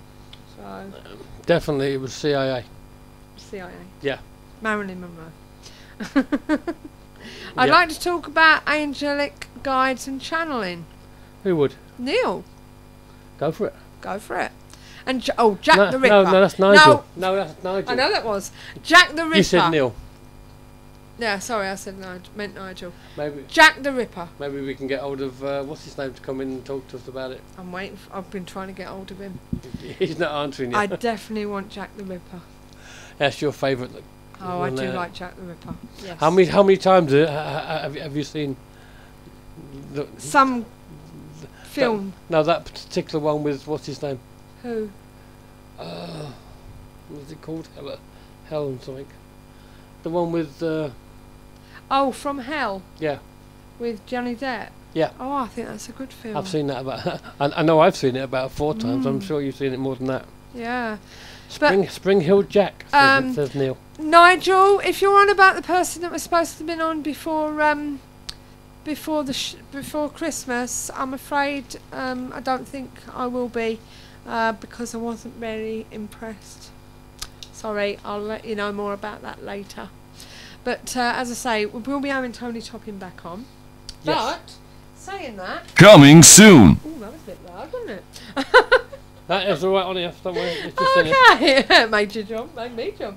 Right, next week, if all goes well, we've got John Hanson back on, and he's going to sort out his Skype, and he's going to talk to us about. I'm awake. Good. I wonder where you were. Nigel Being quiet. Nigel went, I told you so. I told you so. What? I think he means about the one that decided not to turn up. Oh right, yeah. But as I say, and no, Hanson. Yeah, John Hanson. Do you know him as well, Nigel? Yeah, John, not Jack, not Ben. Not Ben. Right, he's coming on because we was on the phone last time and it wasn't very good, was it? So we're going to do it on. Yeah, that's the UFO man. That's the ufologist, Haunted Skies. Haunted Skies, all right, yeah. So we're going to talk about him. I think he means. No, Hanson. Oh, the band. Oh, sorry, I thought you meant Ben. No. We'll get him on sometime soon. Do you know what the prices are for the Edinburgh Symposium at all? I will let you know as soon as I find out. We are actually having Jari McCullough back on because I think he wants to talk to us about a little bit of animosity and also talk about what's coming up about the symposium, doesn't he? But before he does that, we will have to find out what he's actually going to talk about. We'll also have to give the lady a chance to reply. Yes, so we're going to find out what's going on there. So we have to be a bit careful with that because we don't want to. Incorrect. Right. So yes. So we'll have to be a bit careful with that one. But as I say, we will be doing things like that. Yes, conspiracy theories. We need to get Tony back on with conspiracy theories. He was supposed to come on the 19th, wasn't yes, he? Yes, and he was going to do remote viewing. Yeah. I think he was going to. I think he would have done an experiment with us as well. Yeah. So we will be getting him back on to talk about conspiracy theories because he's the man to do it, isn't he? Oh yes. Also, talking about conspiracy theories, funny enough, we do have another chap coming on in 2 weeks' time. Who we got? Where is he? I've lost him. 2 minutes. His name's Richard Thomas. He's an author and writer of Alien Worlds, UFO Matrix, Mindscape, Paranormal Magazine, and many other publications. So he's coming on. Oh, sorry. Request. I forgot. There's a revelation. What's that, my darling? Jack the Ripper's hangman. Yes, they caught him. Come to settle and may have stopped at my house. Okay. James Berry, he said. So, as I say, Richard Thomas... Tell us more about that one, Nigel. Let me just find this about Richard Thomas. Tell you a little bit more about him. He's as I say, he is a writer, and I think he's into whatchamacallits as well. God, I'll get it right in a minute. What's it called? There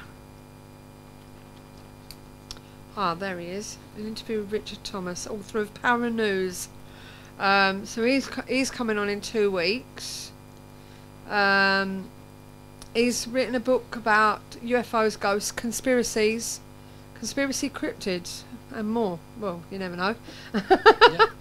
Conspiracy cryptids. Yeah, I mean, there's people that might think that conspiracies are not paranormal. And like I said, basically paranormal means not known. Yeah. Broadly speaking, and that's exactly what some of these conspiracies are. Yeah, well, if you actually... So it does kind of link, but it's not the ghosty kind. But no, well, if you actually look at the actual thing for our show, we are looking to talk about not only the paranormal, but the supernatural, conspiracies, anomalies, UFOs. In Mark's case, preternatural. Preternatural, yeah. I never understood that concept.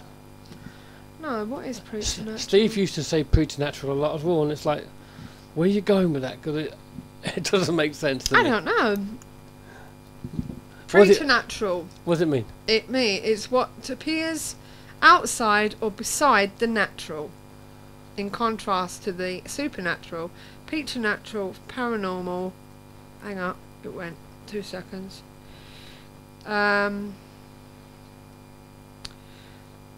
In contrast to the supernatural, preternatural phenomena are presumed to have rational explanations that are unknown. Sounds a bit contradicting, that So they're does. both basically saying it's not paranormal. It's got a rational explanation. We just don't know what it is yet. Yeah, according to the dictionary, it's out of the ordinary, cause of nature, explanational or abnormal. Not yet found. Exceptional or abnormal, preternatural powers, outside of nature, supernatural. So, anyway.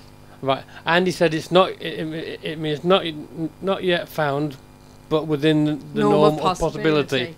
So that would basically mean Cryptozoology. There you go. So we in that case we've been doing preternatural all night. Yes, we have. He said exactly. So not paranormal, it's preternatural.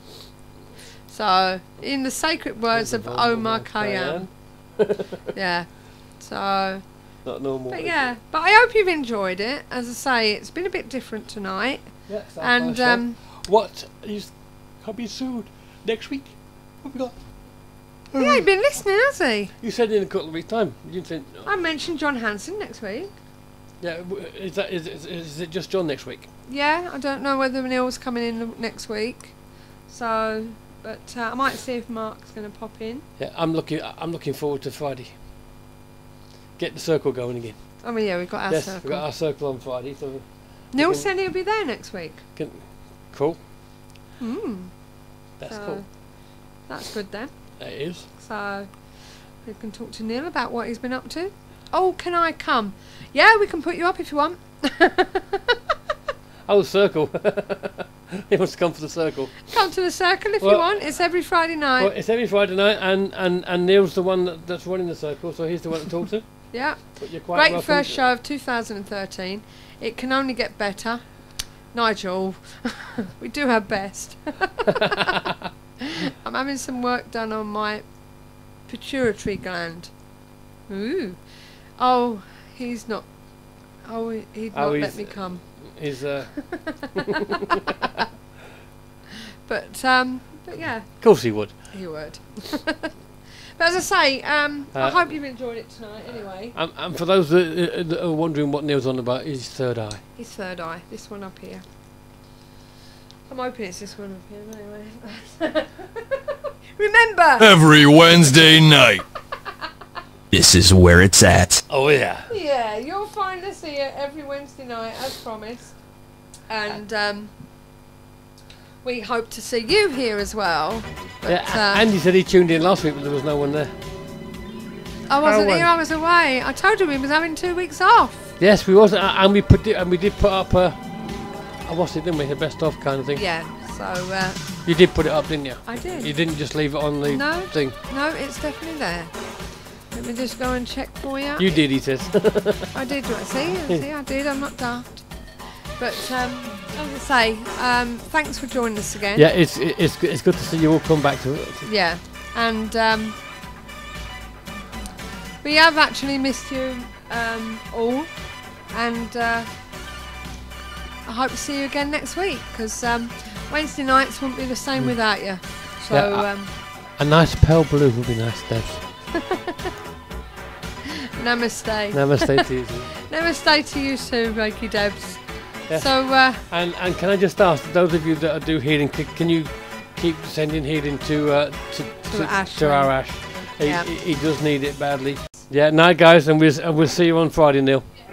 Yeah. Take care. Night and God bless. See you next week.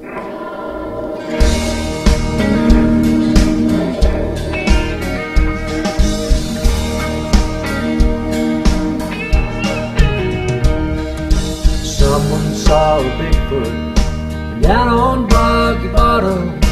They say that he's almost. Good night, everyone, and remember, whatever you gotta do, keep the paranormal friendly. There in Bugaboo Canyon, and he ain't afraid of anything at all. Every mother's son, from Rattan to Tishomingo, locking doors and loading their shotguns. Someone saw a Bigfoot down on Rocky Bottom. If you see him, don't hang around.